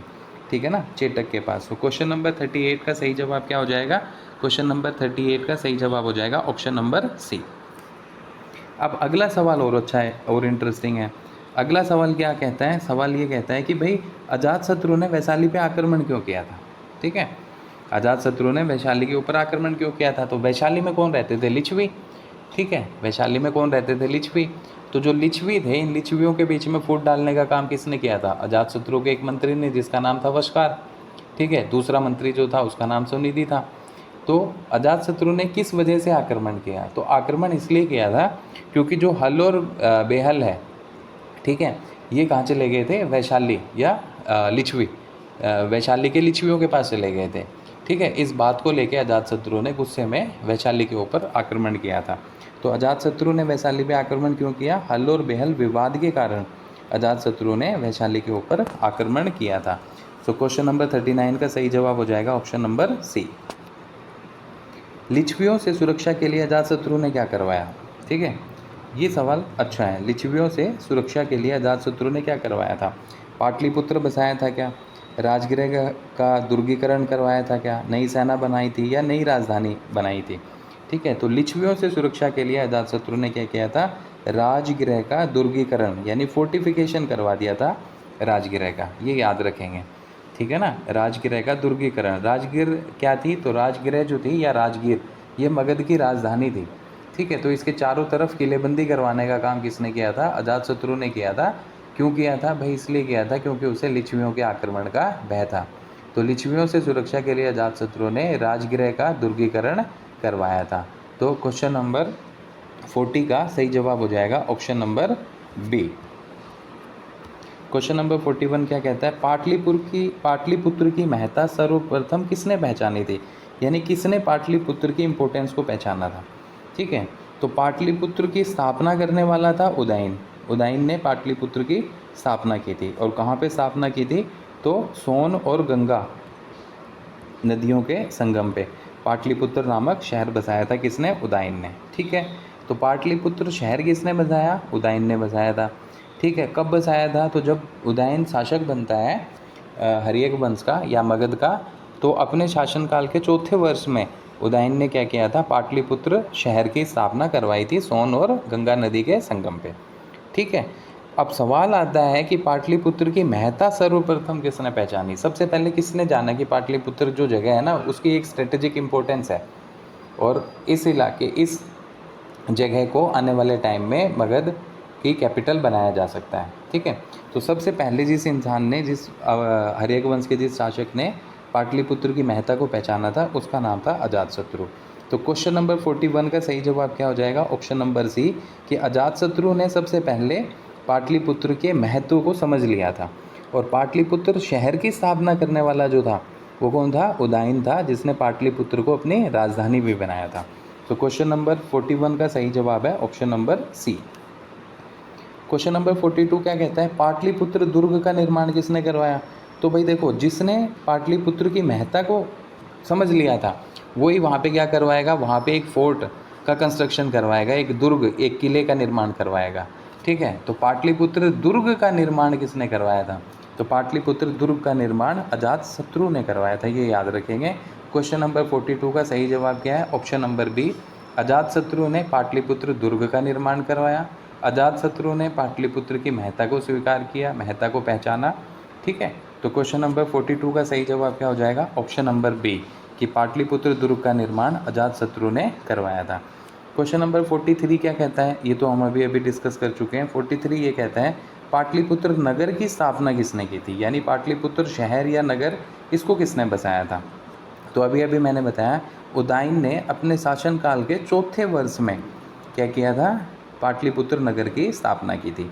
तो क्वेश्चन नंबर 43 का सही जवाब क्या हो जाएगा, पाटलिपुत्र नगर की स्थापना उदयन ने की थी। याद रखेंगे ये सवाल बहुत ज़्यादा पूछा जाता है, ठीक है ना, इंपॉर्टेंट क्वेश्चन है। सो 43 का सही जवाब क्या हो जाएगा, option number C. Question number 44 क्या कहता है, देखते हैं। अजातशत्रु और प्रसेनजीत के बीच युद्ध किस क्षेत्र को लेकर हुआ था। अजातशत्रु और प्रसेनजीत के बीच में जो युद्ध हुआ था वो किस क्षेत्र को लेके हुआ था। तो साथियों, अंग को लेके इनके बीच में युद्ध हुआ, वैशाली को लेके हुआ, काशी को लेके हुआ या वत्स को लेके हुआ। तो अगर हम बात करें इन दोनों के बीच में लड़ाई का कारण क्या था, तो इन दोनों के बीच में लड़ाई का कारण था काशी। काशी को लेके अजातशत्रु और प्रसेनजीत के बीच में युद्ध हुआ था। वज्जी और अजातशत्रु के बीच में टकराव का कारण क्या था, हीरे की खानें जो वज्जी में थी, ठीक है ना। तो अजातशत्रु और प्रसेनजीत के बीच में युद्ध जो था वो काशी को लेके हुआ था। तो क्वेश्चन नंबर 44 का सही जवाब जो है वो क्या हो जाएगा, option number C. Question number 45 क्या कहता है, प्रसेनजीत ने अपनी किस पुत्री का विवाह अजातशत्रु के साथ किया था। ठीक है, तो अभी हमने पढ़ा कि प्रसेनजीत और जो प्रसेनजीत हैं और अजातशत्रु है इनके बीच में काशी को लेके टकराव था, ठीक है ना, काशी को लेके टकराव था। अजातशत्रु ज़्यादा पावरफुल रूलर था, तो प्रसेनजीत को जो है हार अपनी एक्सेप्ट करनी पड़ी अजातशत्रु के सामने, और इस हार के बाद में कंपनसेशन के तौर पे क्या किया, प्रसेनजीत ने अपनी पुत्री का विवाह अजातशत्रु के साथ में कर दिया था। तो जिस बेटी का विवाह अजातशत्रु के साथ में प्रसेनजीत ने किया था उस बेटी का नाम था वजीरा, ठीक है। सो वजीरा, क्वेश्चन नंबर 45 का सही जवाब क्या हो जाएगा, वजीरा। प्रसेनजीत ने वजीरा का विवाह अजातशत्रु के साथ में किया था, और वजीरा कौन थी, तो वजीरा जो थी ना प्रसेनजीत की डॉटर थी। सो क्वेश्चन नंबर 45 का सही जवाब हो जाएगा ऑप्शन नंबर बी।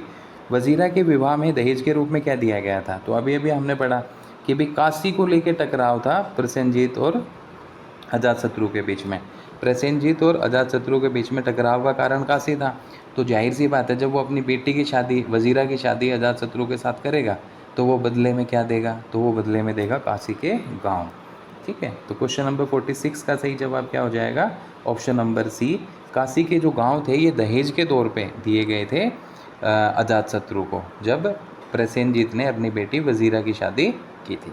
ठीक है, तो क्वेश्चन नंबर 46 का सही जवाब हो गया option number C. Question number 47 क्या कहता है, भास के अनुसार पद्मावती का विवाह किससे हुआ था। ठीक है, भास की अगर बात करें तो भास की एक रचना है जिसे कहते हैं स्वपन वासवदत्ता। स्वपन वासवदत्ता, ये क्या है, ये एक किताब है। इसकी रचना किसने की थी, भास ने की थी। ठीक है ना, तो भास के अनुसार पद्मावती का विवाह किससे हुआ था, तो भास के अनुसार पद्मावती का जो विवाह था ना वो वत्सराज उदयन के साथ में हुआ था। ठीक है ना, वत्सराज उदयन के साथ में पद्मावती का विवाह हुआ था। ये बात कौन कहते हैं, ये भास कहते हैं। और भास की जो रचना थी वो क्या थी, स्वपन वासवदत्ता। तो ये याद रखेंगे, ये बहुत ज़रूरी है। क्वेश्चन नंबर 47 का सही जवाब क्या हो जाएगा, option number C. Question number 48 क्या कहता है, बुद्ध को निर्वाण अजातशत्रु के शासनकाल के किस वर्ष प्राप्त हुआ था। बुद्ध को निर्वाण, निर्वाण मतलब बुद्ध को ज्ञान की प्राप्ति, ज्ञान की प्राप्ति। ठीक है, निर्वाण का मतलब ज्ञान की प्राप्ति, महापरिनिर्वाण का मतलब क्या है, महापरिनिर्वाण का मतलब है महात्मा बुद्ध की मृत्यु होना। तो बुद्ध को निर्वाण अजातशत्रु के शासनकाल के किस वर्ष प्राप्त हुआ था, क्या 5वें साल में, 8वें साल में, 10वें साल में या 12वें साल में। तो याद रखेंगे, ये बहुत इंपॉर्टेंट क्वेश्चन है, बहुत बार पूछा गया है कि महात्मा बुद्ध को जब निर्वाण की प्राप्ति हुई थी तो उस टाइम अजातशत्रु को शासक बने हुए और 8 साल हुए थे। ठीक है ना, तो अजातशत्रु के शासनकाल के 8वें वर्ष में बुद्ध को निर्वाण की प्राप्ति हुई थी। तो क्वेश्चन नंबर 48 का सही जवाब क्या हो जाएगा, ऑप्शन नंबर बी, 8वें वर्ष में। ठीक है, क्वेश्चन नंबर 49 क्या कहता है, प्रथम बौद्ध संगति का आयोजन कहाँ किया गया था। प्रथम बौद्ध संगति, ठीक है, कुल मिला के 4 बौद्ध संगति होती हैं साथियों। ठीक है ना, महात्मा बुद्ध की मृत्यु के बाद में 4 बौद्ध संगतियों का आयोजन किया गया था, यानी ये सभाएं थी, बौद्ध सभाएं थी जिनमें महात्मा बुद्ध की शिक्षाओं को संकलित किया गया था। और ये चारों अलग अलग शासकों के टाइम में हुई थी। ठीक है, ये चारों अलग अलग शासकों के टाइम में हुई थी। एक तो हुई थी अजातशत्रु के समय, दूसरी हुई थी कालाशोक के समय, तीसरी होती है अशोक के समय और चौथी होती है कनिष्क के समय। तो 4 अलग अलग शासकों के टाइम में, अलग अलग टाइम पीरियड पे, अलग अलग जगहों पे, अलग अलग अध्यक्षों की अध्यक्षता में 4 बौद्ध सम्मेलनों का आयोजन किया गया था।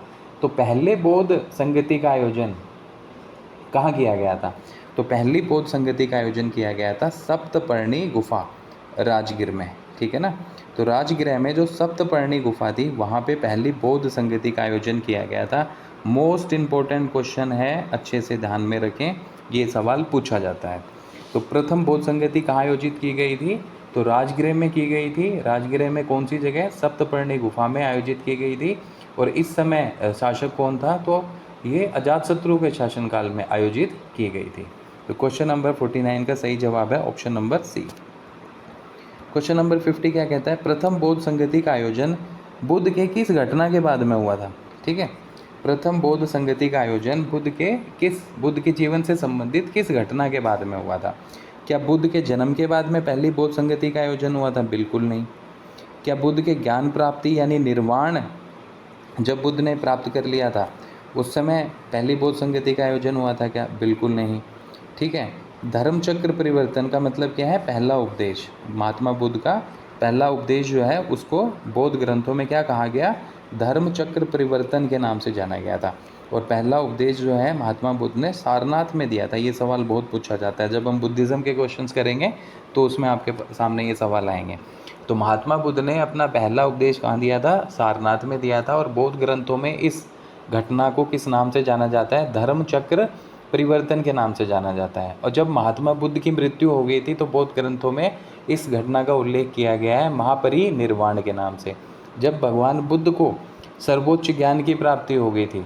ठीक है, तो उस घटना को बौद्ध ग्रंथ कहते हैं निर्वाण। तो ज्ञान प्राप्ति मतलब निर्वाण, महापरिनिर्वाण मतलब महात्मा बुद्ध की मृत्यु, धर्मचक्र परिवर्तन मतलब भगवान बुद्ध का पहला उपदेश।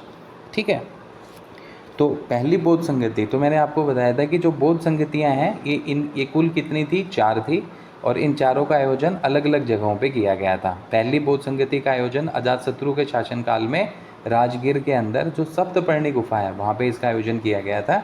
और इन चारों बौद्ध संगतियों का आयोजन किस लिए किया गया था, महात्मा बुद्ध की शिक्षाओं को संकलित करने के लिए इनका आयोजन किया गया था। ठीक है, तो पहली और ये चारों के चारों जो बौद्ध संगतियाँ हैं ये महात्मा बुद्ध के महापरिनिर्वाण यानी मृत्यु के बाद में आयोजित की गई थी। याद रखेंगे, बहुत मोस्ट टॉप इम्पोर्टेंट क्वेश्चन में आता है ये। तो option number C is the correct answer कि महापरिनिर्वाण यानी बुद्ध की मृत्यु के बाद में पहली बौद्ध संगति का आयोजन किया गया था।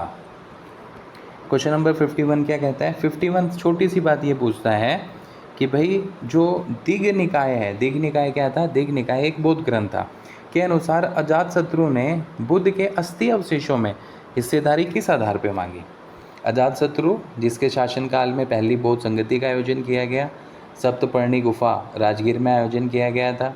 ठीक है, महात्मा बुद्ध के महापरिनिर्वाण यानी मृत्यु के बाद में इसका आयोजन किया गया था। तो सवाल ये कहा गया है कि जब महात्मा बुद्ध की मृत्यु हो गई तो उनकी अस्थियों के ऊपर अलग उनके जो अनुयायी थे उन्होंने अपना दावा पेश किया। तो सवाल ये है कि अजातशत्रु ने बुद्ध की अस्थियों के ऊपर बुद्ध की अस्थियों को लेके अपना दावा पेश किया था कि भाई मुझे भी इसमें हिस्सा मिलना चाहिए, तो किस आधार पे ये बात कही थी। ठीक है, और ये बात कौन पूछता है, कहाँ पे लिखी गई है, तो ये बात एक बौद्ध ग्रंथ में लिखी गई है जिसको हम कहते हैं दिग् निकाय या दीर्घ निकाय। ठीक है, तो दिग् निकाय के अनुसार अजातशत्रु ने बुद्ध के अस्थि अवशेषों में हिस्सेदारी की मांग किस आधार पे की। तो अजातशत्रु ने एक बात कही थी कि महात्मा बुद्ध भी क्षत्रिय है, ठीक है, और मैं भी क्षत्रिय है, तो क्षत्रिय होने के नाते बुद्ध के अस्थि अवशेषों के ऊपर मेरा भी अधिकार है। ये स्टेटमेंट किसने दिया था, अजातशत्रु ने दिया था कि महात्मा बुद्ध भी क्षत्रिय हैं क्योंकि क्षत्रिय कुल में उनका जन्म हुआ था, और कहा कि मैं भी एक क्षत्रिय हूँ, राजा हूँ, हर्यक वंश का, मगध का राजा हूँ। तो एक क्षत्रिय होने के आधार पे महात्मा बुद्ध के अस्थि अवशेषों पे मेरा भी हक है। ठीक है, तो ये बात दिग् निकाय में लिखी गई थी और किस आधार पे कहता है, क्षत्रिय होने के आधार पे अपनी हिस्सेदारी पेश की थी अजातशत्रु ने महात्मा बुद्ध की अस्थियों के ऊपर। याद रखेंगे, again most important question. Question number 52 क्या कहता है, अजातशत्रु की हत्या किसने की। तो भाई इस सवाल का तो कोई तोड़ ही नहीं है, सबसे इजी क्वेश्चन है, क्योंकि हमने कहा हर्यक वंश का दूसरा नाम क्या है, हर्यक वंश का दूसरा नाम है पितृहंता वंश। यानी कौन हत्या कर रहा है, बेटा हत्या कर रहा है, किसकी, अपने पिता की, किस लिए, राजगद्दी प्राप्त करने के लिए। अजातशत्रु ने अपने पिता बिंबिसार की हत्या की, इसलिए अजातशत्रु को पितृहंता कहते हैं। और अजातशत्रु की हत्या उसके बेटे उदयन ने की, इसलिए उदयन को भी पितृहंता कहते हैं। ठीक है ना, तो अजातशत्रु की हत्या किसने की थी, तो उसके बेटे उदयन ने क्या किया था, अपने पिता अजातशत्रु की हत्या की और वो हर्यक वंश का अगला शासक बन गया था। सो क्वेश्चन नंबर 52 का सही जवाब क्या हो जाएगा, ऑप्शन नंबर सी, उदयन ने अजातशत्रु की हत्या की थी। क्वेश्चन नंबर 53 देखिए, ये आ गया ये सवाल, ये इंपॉर्टेंट सवाल जो अभी मैंने बताया। 53 क्या कहता है, बुद्ध भी क्षत्रिय यानी बुद्ध भी क्षत्रिय है और मैं भी क्षत्रिय यानी मैं भी क्षत्रिय, ये कथन किसका है। तो अभी हमने पढ़ा कि ये कथन कौन से ग्रंथ में दिया गया है, ये दीर्घ निकाय में दिया गया है जो कि एक बौद्ध ग्रंथ है। ठीक है, और दीर्घ निकाय में एक बात कही गई है कि अजातशत्रु ने क्षत्रिय होने के नाते महात्मा बुद्ध के अस्थि अवशेषों के ऊपर अपनी हिस्सेदारी या दावेदारी पेश की थी। ठीक है, तो ये स्टेटमेंट किसका होगा कि बुद्ध भी क्षत्रिय और मैं भी क्षत्रिय, यानी बुद्ध भी क्षत्रिय और मैं भी क्षत्रिय, ये स्टेटमेंट किसने दी होगी। तो सिंपल सी बात है भाई, ये स्टेटमेंट जो है वो अजातशत्रु ने दी होगी। सो क्वेश्चन नंबर 53 का सही जवाब क्या हो जाएगा, option number C. Question number 54 क्या कहता है, क्वेश्चन नंबर 54 हमसे पूछ रहा है अजातशत्रु का शासनकाल, यानी अजातशत्रु राजा कब बना और कब तक वो मगध का शासक बन के रहता है। तो अजातशत्रु की बात करें तो अजातशत्रु 492 से लेके 460 ईस्वी पूर्व, 492 से लेके 460 ईस्वी पूर्व तक अजातशत्रु जो था वो मगध का शासक बन के रहता है। और इसी दौर में उसने क्या किया था, पहली बौद्ध संगति का आयोजन सप्तपर्णी गुफा राजगीर में किया था। तो इस तरीके से ये सारे के सारे फैक्ट्स हमें जोड़ के रखने हैं। अब कुल मिला के हमने अजातशत्रु और बिंबिसार से जुड़े हुए कई सारे इंपॉर्टेंट फैक्ट्स को MCQs के फॉर्म में पढ़ने की कोशिश की, और अब हमारे पास में हर्यक वंश के 2 महत्वपूर्ण शासकों की लगभग सारी जन्म कुंडली, सारी जानकारियाँ हैं। ठीक है। तो इसी तरीके के सवाल आते हैं, तो ये हमें करने होते हैं। तो 54 का क्या है, 492 से लेके 460 ईस्वी पूर्व ये शासनकाल था अजातशत्रु का।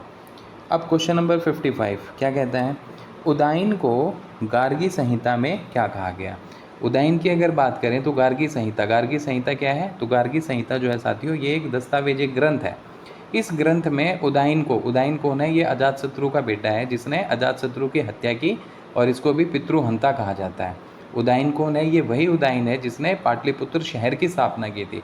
कब स्थापना की थी, अपने शासनकाल के 4थे वर्ष में, ठीक है। तो उदाइन को गार्गी संहिता में क्या कहा गया, विजेता कहा गया, धर्मात्मा कहा गया, चक्रवर्ती कहा गया, देवनाम प्रिय कहा गया।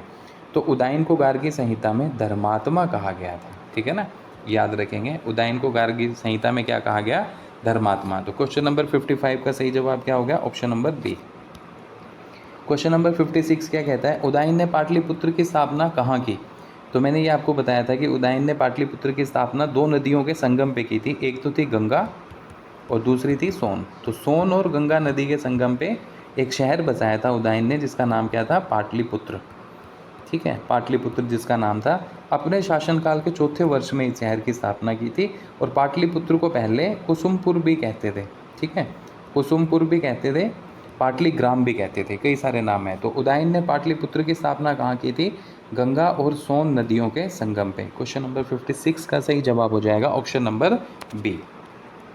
क्वेश्चन नंबर 57 क्या कहता है, उदाइन ने अपने शासनकाल के किस वर्ष में पाटलिपुत्र की स्थापना की थी। तो अभी अभी मैंने बताया कि उदाइन ने अपने शासनकाल के 4थे वर्ष में पाटलिपुत्र की स्थापना की थी। तो क्वेश्चन नंबर 57 का सही जवाब क्या हो जाएगा, क्वेश्चन नंबर 57 का सही जवाब हो जाएगा ऑप्शन नंबर सी, 4थे वर्ष में। उदाइन जब राजा बना तो राजा बनने के 4थे साल के अंदर ही उसने पाटलिपुत्र नामक नए शहर की स्थापना की थी, सोन और गंगा नदी के किनारे। पाटलिपुत्र दुर्ग का निर्माण अजातशत्रु ने करवाया था।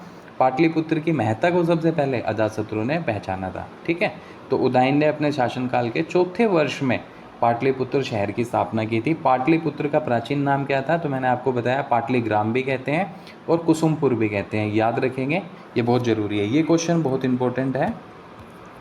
सो 57 का सही जवाब option number C. Question number 58 क्या कहता है, पाटलिपुत्र का प्राचीन नाम क्या था। सबसे इंपॉर्टेंट क्वेश्चन में से एक है पाटलिपुत्र का प्राचीन नाम। तो पाटलिपुत्र का जो प्राचीन नाम था साथियों वो था कुसुमपुर। अभी अभी मैंने बताया पाटलिपुत्र की स्थापना किसने की थी, उदाइन ने की थी। उदाइन ने किसकी हत्या की थी, अपने पिता अजातशत्रु की हत्या की थी, इसलिए उदाइन को क्या कहते हैं, पितृहंता भी कहते हैं, ठीक है। और पाटलिपुत्र की स्थापना कब की थी, तो अपने शासनकाल के 4थे वर्ष में की थी, ये याद रखने वाली बात है। तो ये वाला सवाल जो है वो बहुत इंपॉर्टेंट है कि पाटलिपुत्र का जो प्राचीन नाम था वो था कुसुमपुर, और पाटलीग्राम भी इसको कहते हैं। वर्तमान में पाटलिपुत्र का नाम क्या है, तो एट प्रेजेंट पाटलिपुत्रा क्या है, Pataliputra is the capital of Bihar. Bihar की राजधानी जो है वो पटना है। तो पाटलिपुत्र का नया नाम क्या है, नया नाम है पटना। पुराना नाम क्या था, कुसुमपुर या फिर पाटलीग्राम। सो क्वेश्चन नंबर 58 का सही जवाब क्या हो जाएगा, ऑप्शन नंबर बी, ठीक है। So now let's move on question number 59। Question number 59 क्या कहता है, पाटलिपुत्र को मगध की राजधानी किसने बनाया। गैस करो किसने बनाया होगा, अजातशत्रु ने बनाया, बिंबिसार ने बनाया, उदाइन ने बनाया, शिशुनाग ने बनाया। तो भाई पाटलिपुत्र की स्थापना किसने की थी, पाटलिपुत्र की स्थापना की थी उदाइन ने, ठीक है। तो उदाइन ने क्या किया था, पाटलिपुत्र की स्थापना। तो पाटलिपुत्र को मगध की राजधानी कौन बनाएगा, पाटलिपुत्र को मगध की राजधानी बनाया था उदाइन ने, option number C. So question number 59 का सही जवाब क्या है, ऑप्शन नंबर सी कि पाटलिपुत्र को मगध की राजधानी, मगध साम्राज्य की राजधानी बनाने का काम उदाइन ने किया था। और उदाइन ने ही पाटलिपुत्र शहर की स्थापना की थी। सोन और गंगा नदी के संगम पे इसकी स्थापना की थी अपने शासनकाल के 4थे वर्ष में। और पाटलिपुत्र का पुराना नाम था कुसुमपुर। आज हम पाटलिपुत्र को पटना के नाम से जानते हैं, जो कि बिहार राज्य की राजधानी है। सो क्वेश्चन नंबर 59 का सही जवाब option number C. Question number 60 क्या कहता है, उदाइन किस धर्म का अनुयायी था। उदाइन जो था वो किस धर्म का अनुयायी था। तो इनके पिता अजातशत्रु की बात करें तो बौद्ध धर्म के फॉलोवर थे। क्यों, क्योंकि हमने देखा पहली जो फर्स्ट बुद्धिस्ट काउंसिल, पहली बौद्ध संगति का आयोजन किया गया था सप्तपर्णी गुफा राजगीर में और अजातशत्रु के शासनकाल में, ठीक है। तो इसके पिता अजातशत्रु बौद्ध धर्म को मानते थे। अब उदयन किस धर्म का अनुयायी था? तो उदयन जो था वो जैन धर्म का अनुयायी था। क्वेश्चन नंबर 60 का सही जवाब क्या होगा? ऑप्शन नंबर बी, उदयन, जिसने पाटलिपुत्र शहर की स्थापना की, अपने शासनकाल के चौथे वर्ष में स्थापना की, पाटलिपुत्र को मगध की राजधानी बनाया, पाटलिपुत्र की स्थापना सोन और गंगा नदी के संगम पे की। ये उदयन जो था ये जैन धर्म का अनुयायी था, यानी जैन धर्म को मानने वाला इंसान था। ठीक है, तो ये याद रखेंगे, ये बहुत ज़रूरी है। क्वेश्चन नंबर 60 ये इंपॉर्टेंट है। उदयन किस धर्म का अनुयायी था? तो ये जैन धर्म का अनुयायी था। क्वेश्चन नंबर 61 क्या कहता है? उदयन के बाद में अगला शासक कौन बना था? ठीक है, तो अभी तक हमें पता है बिंबिसार पहला शासक, अजातशत्रु दूसरा शासक, उदयन तीसरा शासक, चौथा शासक कौन बना? क्या शिशुनाग था, कालाशोक था, अनिरुद्ध था या महापद्मनन था? तो उदयन के बाद में अगला जो रूलर बनता है वो बनता है अनिरुद्ध। याद रखेंगे, अनिरुद्ध जो था वो उदयन के बाद में अगला शासक बनता है मगध का। ठीक है, उदयन जो है वो उदयन के बाद में अनिरुद्ध मगध का अगला शासक बनता है। तो क्वेश्चन नंबर 60 का सही जवाब हो गया option number C. Question number 61 क्या कहता है? भास के स्वपन वासुदत्ता, अभी मैंने बताया था ना, भास की रचना क्या है? स्वपन वासुदत्ता में किस शासक का उल्लेख किया गया है? भास के नाटक स्वपन वासुदत्ता में किस शासक का उल्लेख किया गया है? ऑप्शन नंबर ए, नागदशक, जिसको दर्शक भी कहते हैं, बिंबिसार, शिशुनाग या घनानंद। तो भास के स्वपन वासुदत्ता में नागदशक या नागदर्शक का उल्लेख हमें मिलता है। याद रखेंगे, बहुत इंपॉर्टेंट सवाल है, बहुत बार पूछा गया है। ठीक है, तो भास के स्वपन वासुदत्ता में नागदशक या दर्शक का उल्लेख मिलता है, और यही जो नागदशक है ये हर्यक वंश का अंतिम शासक था। नागदशक जो था ये हर्यक वंश का अंतिम शासक था। सो क्वेश्चन नंबर 61 का सही जवाब ऑप्शन नंबर ए। हर्यक वंश का अंतिम शासक कौन था? तो मैंने अभी बताया, जिसका उल्लेख हमें मिलता है स्वपन वासुदत्ता में। ठीक है, स्वपन वासुदत्ता किसकी रचना है? भास की रचना है। ठीक है, तो वही जो था वो हर्यक वंश का अंतिम शासक था, और उसका नाम क्या था? तो उसका नाम था नागदशक या दर्शक। ठीक है, तो क्वेश्चन नंबर 62 का सही जवाब क्या हो जाएगा? क्वेश्चन नंबर 62 का सही जवाब हो जाएगा ऑप्शन नंबर डी। तो इस तरीके से करके हर्यक वंश के 4 शासकों के बारे में हम लोगों ने मोटे तौर पे बातें जानने की कोशिश की, और यही इंपॉर्टेंट है। तो क्वेश्चन नंबर 63 क्या कहता है? शिशुनाग वंश का संस्थापक कौन था? तो मैंने बताया कि इस वीडियो में हम क्या पढ़ रहे हैं? 3 वंश के बारे में। एक हर्यक वंश के बारे में पढ़ रहे हैं, जो मगध का पहला राजवंश था।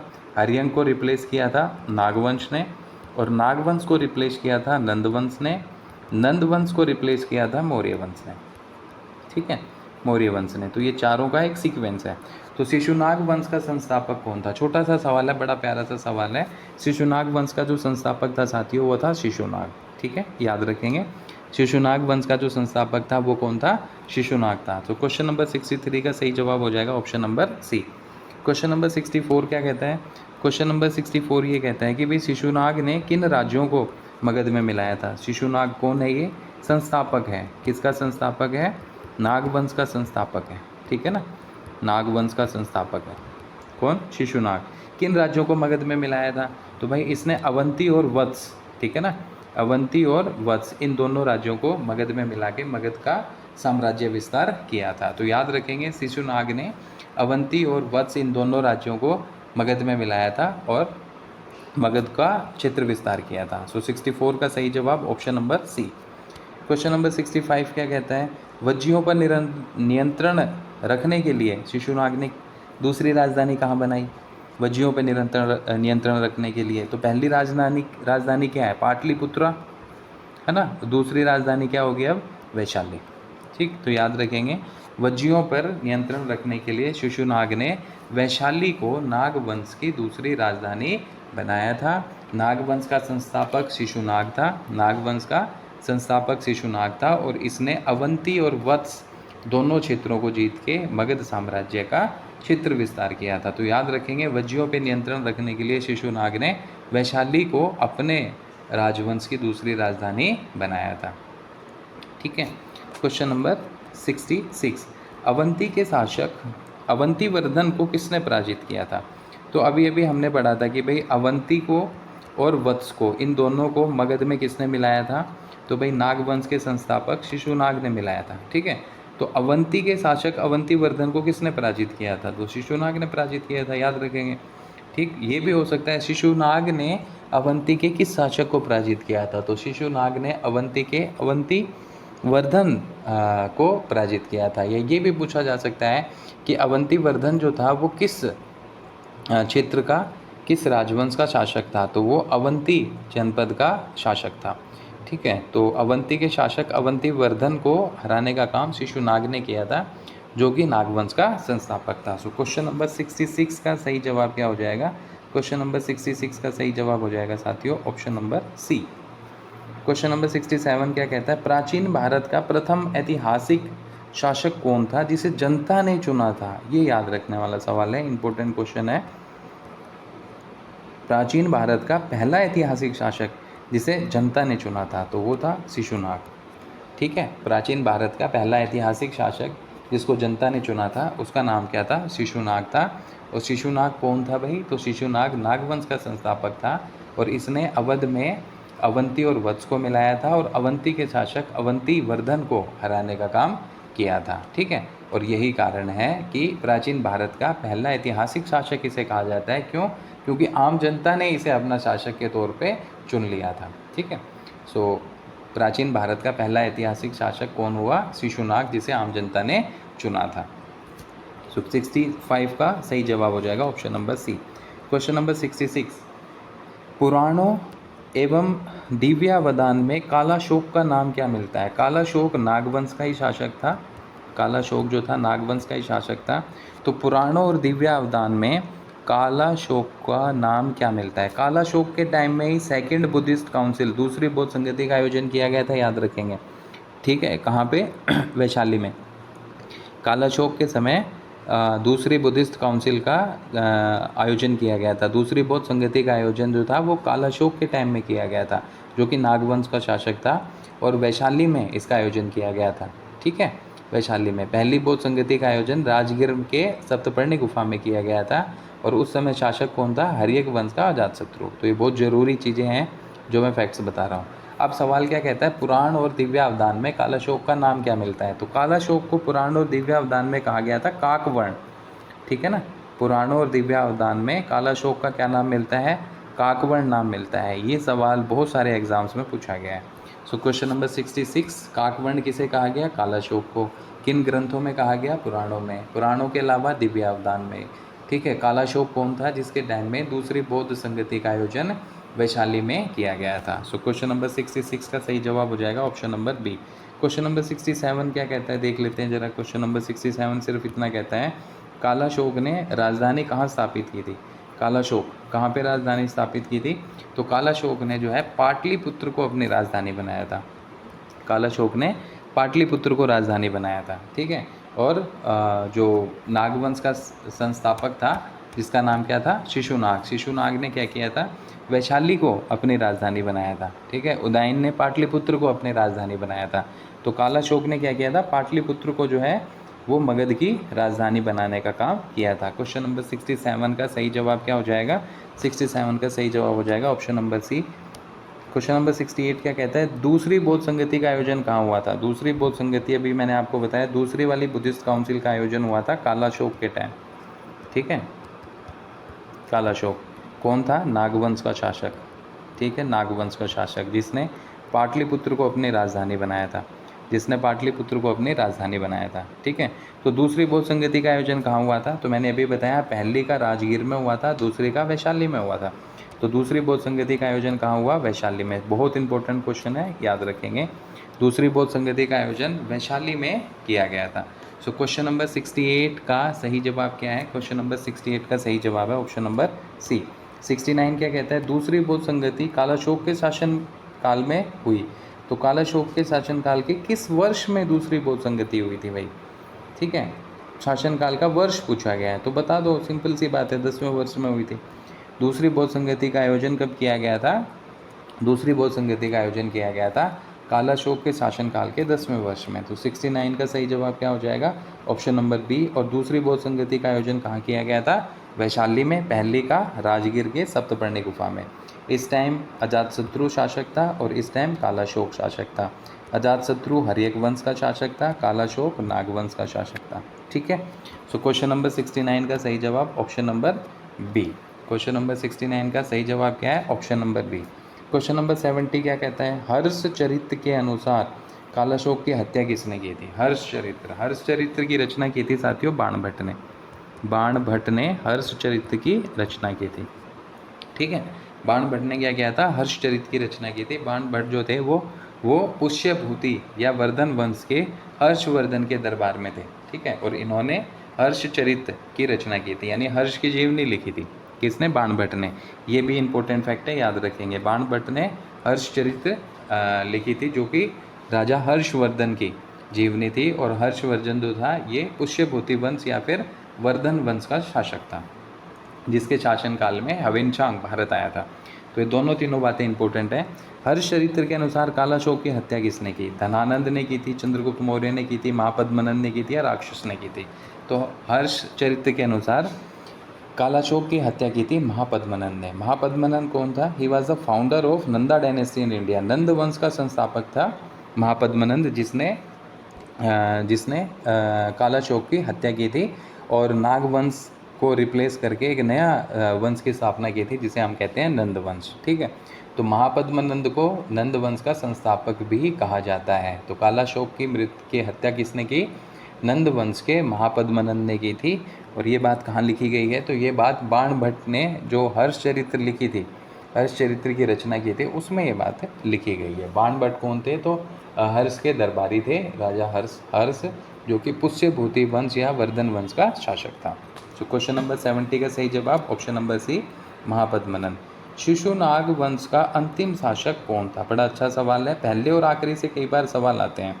ठीक है, कालाशोक था क्या, नंदीवर्धन था क्या, दर्शक था क्या, या शिशुनाग था? तो शिशुनाग तो संस्थापक हो गया, उसके बाद में कालाशोक हो गया। ठीक है, नंदीवर्धन महानंदी भी कहते हैं या दर्शक? तो option B is the correct answer. Nandivardhana जो था ये शिशुनाग वंश का अंतिम शासक था। क्वेश्चन नंबर 71 का सही जवाब क्या हो जाएगा? Option number B. नंद वंश की स्थापना किसने की? नेक्स्ट क्वेश्चन ये बोलता है कि भाई नंद वंश की स्थापना किसने की थी? तो अभी भी हमने जाना था कि हर्ष चरित्र जिसकी रचना बाणभट्ट ने की थी संस्कृत भाषा में, और बाणभट्ट जो कि हर्ष के दरबारी कवि थे। ठीक है, हर्ष कौन था? जो कि पुष्यभूति वंश का या वर्धन वंश का शासक था, जिसके शासनकाल में हवेनसांग भारत आया था। एक चीनी यात्री था हवेनसांग, जो कि भारत में आया था और हर्ष के दरबार में काफ़ी समय तक रहा था। ठीक है, तो नंद वंश की स्थापना किसने की? तो हमने पढ़ा कि इसी बाणभट्ट की हर्ष चरित्र में लिखा गया कि महापद्मनंद ने कालाशोक की हत्या की थी, महापद्मनंद ने। ठीक है, तो यही जो महापद्मनंद हैं ये कौन है? He was the founder of Nanda dynasty in India. He was the founder of Nanda dynasty in Magadha. तो मगध में नंद वंश की स्थापना करने वाले जो शासक थे उनका नाम था महापद्मनंद। तो नंद वंश की स्थापना किसने की? महापद्मनंद ने की थी। बड़ा इंपॉर्टेंट क्वेश्चन है, याद रखेंगे। 72 का सही जवाब ऑप्शन नंबर सी। महाबोधि वंश एक बौद्ध ग्रंथ है, याद रखेंगे। महाबोधि वंश, दीप वंश, महावंश, ये सब क्या है? ये बौद्ध ग्रंथ हैं। ठीक है, महाबोधि वंश में महापद्मनंद का नाम क्या मिलता है? महाबोधि वंश में महापद्मनंद का दूसरा नाम क्या मिलता है? तो भाई दूसरा नाम काकवर्ण मिलता है क्या? काकवर्ण तो अभी हमने पढ़ा था, कालाशोक का नाम जो था वो काकवर्ण था। ठीक है, तो काकवर्ण है, उग्रसेन है, भार्गव है, अग्रमिज है। तो महाबोधि वंश में ये पूछा गया सवाल है, याद रखेंगे, बहुत इंपॉर्टेंट क्वेश्चन है। महाबोधि वंश में महापद्मनंद का नाम मिलता है उग्रसेन, याद रखेंगे। ठीक है, महाबोधि वंश में महापद्मनंद का क्या नाम मिलता है? उग्रसेन नाम मिलता है। सो क्वेश्चन नंबर 73 का सही जवाब क्या हो जाएगा? Option number B.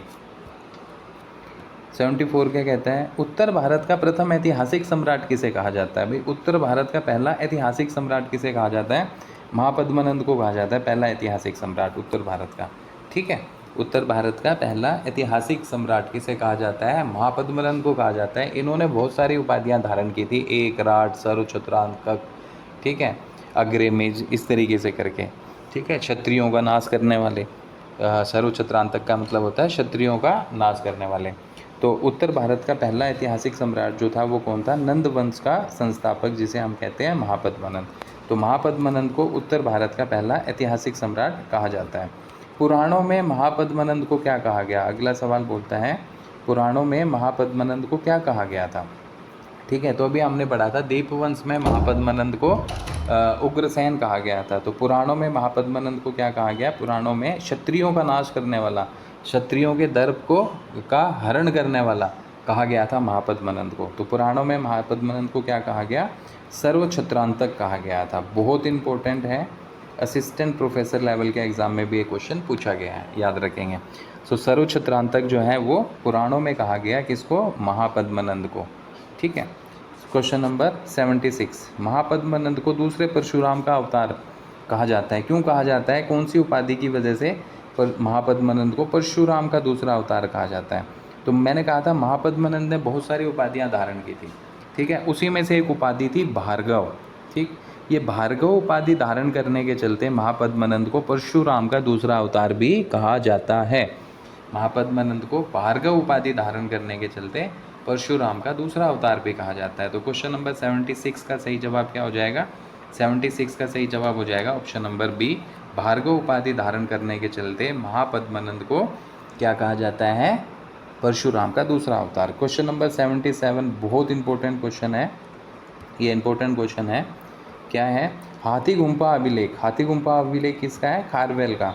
खारवेल का हाथी गुम्फा अभिलेख। ठीक है। तो हाथी गुम्फा अभिलेख के अनुसार नंद राजा ने किस राज्य को जीता था? ठीक है। हाथी गुम्फा अभिलेख में ये लिखा बताया गया है कि फला फला नंद वंश के शासक ने एक राज्य को जीत लिया था। वो फला फला जो शासक थे, ठीक है, उन्होंने क्या जीता था? एक राज्य को जीता था। तो कौन से राज्य के बारे में डिस्क्रिप्शन दिया गया है खारवेल के हाथी गुम्फा अभिलेख में? तो खारवेल के हाथी गुम्फा अभिलेख में ये बताया गया है कि नंद वंश के एक शासक महापद्मनंद ने कलिंग को जीत लिया था। कलिंग वर्तमान में उड़ीसा को कहा जाता है। ठीक है। तो कलिंग को किसने जीता था? महापद्मनंद ने जीता था। सर्व छत्रांतक भी कहते हैं, भार्गव भी कहते हैं, एक राट भी कहते हैं। ठीक। तो महापद्मनंद को नंदवंश का संस्थापक भी कहते हैं। तो हाथी गुम्फा अभिलेख जो कि खारवेल का है, इसमें यह बताया गया कि महापद्मनंद ने कलिंग राज्य को भी जीत लिया था। क्वेश्चन नंबर 77 का सही जवाब ऑप्शन नंबर सी। पाणिनि का जन्म कहाँ हुआ था? पाणिनि की अगर बात करें तो इन्होंने एक ग्रंथ की रचना की थी जिसको हम कहते हैं अष्टाध्यायी। अष्टाध्यायी, इस ग्रंथ की रचना किसने की? पाणिनि ने। स्वपन वासुदत्ता ग्रंथ की रचना किसने की? भास ने। तो अष्टाध्यायी की रचना करने वाले पाणिनि का जन्म कहाँ हुआ था? तक्षशिला में जन्म हुआ था, सालातूर गांधार में जन्म हुआ था, पाटलिपुत्र में जन्म हुआ था, या वैशाली में जन्म हुआ था? ठीक है। तो पाणिनि जो है ना, ये महापद्मनंद के समकालीन थे और इनका जन्म हुआ था सालातूर गांधार में। याद रखेंगे, बहुत इंपॉर्टेंट है। पाणिनि किसके समकालीन थे? तो जब नंद वंश का शासक महापद्मनंद शासन कर रहा था उसी समय उन्हीं के समकालीन, उन्हीं के कंटेम्पररी कौन थे? पाणिनि। और पाणिनि ने किस ग्रंथ की रचना की थी? तो पाणिनि ने अष्टाध्यायी ग्रंथ की रचना की थी। किसके समकालीन थे? तो भाई साहब ये किसके समकालीन थे? महापद्मनंद के। और इनका जन्म गांधार के सालातूर में हुआ था। तो क्वेश्चन नंबर 78 का सही जवाब क्या हो जाएगा? क्वेश्चन नंबर 78 का जो सही जवाब है वो हो जाएगा क्या? Salatura Gandhara, option number B. Question number 79, Mahapadmananda के जैन मंत्री का नाम क्या था? महापद्मनंद के जैन मंत्री का नाम पूछा गया है साथियों। तो महापद्मनंद के जैन मंत्री का नाम था कल्पक। ठीक है। महापद्मनंद जो कि नंदवंश के शासक थे, जिन्होंने कलिंग को जीत लिया था, ऐसा खारवेल का हाथी गुम्फा अभिलेख बताता है। जिन्हें परशुराम का दूसरा अवतार कहा गया क्योंकि वो भार्गव की उपाधि धारण करते थे। ठीक है। जिन्हें क्षत्रियों के दर्प का हरण करने वाला, क्षत्रियों का नाश करने वाला कहा गया, अर्थात सर्व छत्रांतक। ठीक है। जिन्हें एक राट कहा गया, जिन्हें उत्तर भारत का एक ऐतिहासिक शासक माना जाता है। तो उन्हीं महापद्मनंद का जो जैन मंत्री था उसका नाम क्या था? कल्पक। याद रखेंगे। क्वेश्चन नंबर 79 का सही जवाब ऑप्शन नंबर सी। सिकंदर का समकालीन नंद शासक कौन था? बड़ा इंपॉर्टेंट सवाल है। सिकंदर का समकालीन नंद शासक कौन था? नंद वंश का कौन सा शासक था जब सिकंदर ने अटैक किया था? ठीक है। तो सिकंदर का जो समकालीन नंद शासक था उसका नाम था घनानंद। ठीक है। इसी घनानंद के दरबार में कौटिल्य, जिनको हम विष्णुगुप्त भी कहते हैं, विष्णुगुप्त भी कहते हैं, जिनको हम चाणक्य भी कहते हैं। ठीक है। तो चाणक्य, कौटिल्य, विष्णुगुप्त, ये किसके नाम है? ये कौटिल्य के ही नाम है या चाणक्य के ही नाम है। तो चाणक्य, कौटिल्य, विष्णुगुप्त ये घनानंद के दरबार में थे। और जब घनानंद नंद वंश का शासक था या मगध का शासक था, उस टाइम सिकंदर ने आक्रमण किया था। ठीक है। तो सिकंदर का समकालीन नंद वंश का शासक कौन है? घनानंद थे। ये इंपॉर्टेंट क्वेश्चन है, याद रखेंगे। क्वेश्चन नंबर 81 क्या कहता है, यूनानी लेखकों ने घनानंद को किस नाम से संबोधित किया है। तो ये जो यूनानी लेखक हैं ये घनानंद को कहते हैं अग्रेमिज। ये पूछा गया सवाल है, यूपी पीसीएस में भी आया है, यूपी पीजीटी में भी और यूपी जीआईसी में भी। यूनानी लेखकों ने घनानंद को किस नाम से संबोधित किया है। तो यूनानी लेखकों ने घनानंद को अग्रेमिज के नाम से संबोधित किया है। सो 81 का सही जवाब ऑप्शन नंबर बी। 82 क्या कहता है, घनानंद का सेनापति कौन था। ठीक है, तो घनानंद कौन है, नंदवंश का शासक। नंदवंश का शासक, सिकंदर का समकालीन, सिकंदर का समकालीन। इसके दरबार में कौन थे, चाणक्य। चाणक्य के क्या क्या नाम है, कौटिल्य और विष्णुगुप्त। ठीक है, तो घनानंद का सेनापति कौन था। तो घनानंद का जो सेनापति था वो था भद्रसाल, याद रखेंगे। ठीक है, तो घनानंद का सेनापति कौन था, घनानंद का सेनापति था भद्रसाल। ये बहुत ज़रूरी है, बहुत इंपॉर्टेंट है। सो 82 का सही जवाब option number C. Question number 83 क्या कहता है, 322 ईस्वी पूर्व में घनानंद की हत्या किसने की थी। तो हम सभी जानते हैं घनानंद की हत्या करके नंद वंश का खात्मा किया गया और एक नए राजवंश की नींव रखी गई, जिसको हम कहते हैं मौर्य साम्राज्य या मौर्य वंश। ठीक है, तो मौर्य साम्राज्य के संस्थापक चंद्रगुप्त मौर्य ने चाणक्य के मार्गदर्शन में काम करते हुए अंतिम नंद शासक घनानंद की हत्या की थी। कब, 322 ईस्वी पूर्व में।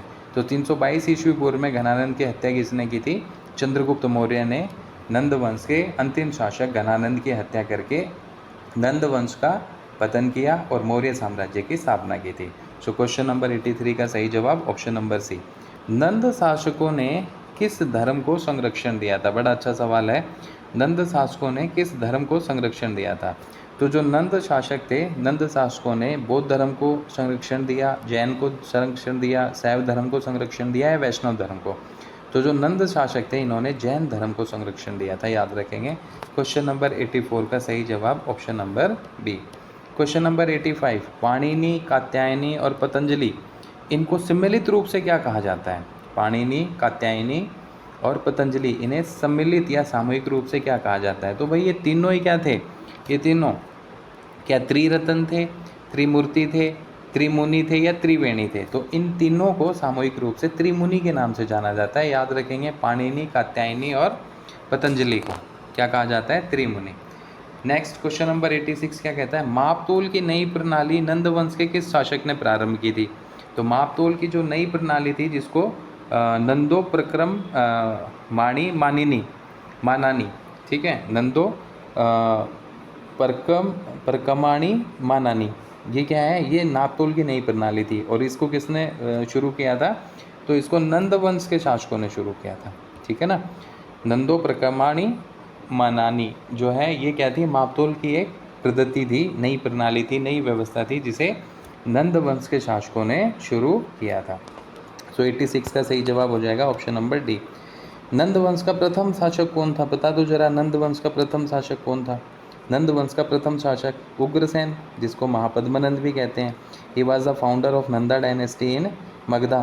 तो मगध में नंद राजवंश की स्थापना करने वाले कौन थे, महापद्मनंद। ठीक है, तो नंद वंश का पहला शासक कौन था, महापद्मनंद था। और 87 का option number C. Question number 88 क्या कहता है, नंद वंश का अंतिम शासक कौन था। तो अभी तो हमने पढ़ा, चंद्रगुप्त मौर्य ने हत्या की, वो नंद वंश का अंतिम शासक था और उसका नाम क्या था, घनानंद। ठीक है, घनानंद की हत्या के साथ ही क्या होता है कि मगध से नंद वंश का शासन खत्म हो जाता है और भारत में हमें एक विशाल साम्राज्य देखने को मिलता है, जिसे हम कहते हैं मौर्य साम्राज्य। ठीक है, तो इस तरीके से करके साथियों ये तीनों जो वंश हैं, हर्यक वंश, नागवंश और नंदवंश, इन तीनों के सम्मिलित रूप से हर एक पहलू को टच करते हुए सारे के सारे एमसीक्यूज़ को हमने कवर करने की कोशिश की है। हमारा दो फ़ायदे इसमें साफ तौर पे होते हैं। पहला कि एमसीक्यूज़ किस टाइप के आते हैं वो हमें पता चल गया। दूसरा, इन्हीं एमसीक्यूज़ को इस तरीके से सिस्टमेटिक अरेंज किया गया है ताकि आपके पास में हर एक रूलर, हर एक वंश की एक संपूर्ण जानकारी हो कलेक्टिव वे में। तो एक तीर से दो निशाने लगाने की कोशिश की गई है। मैं आशा करता हूँ आपको ये वीडियो पसंद आई होगी। अगर आपको ये वीडियो पसंद आई है तो प्लीज़ हमारे channel the history volt with Sandeep को सब्सक्राइब करें और वीडियोस को जो है लाइक करें, शेयर करें और अपने दूसरे साथियों तक भी इनको पहुंचाने की कोशिश करें। तो आज के लिए इतना ही, जल्द ही किसी दूसरे टॉपिक के साथ में हाजिर होता हूँ। धन्यवाद।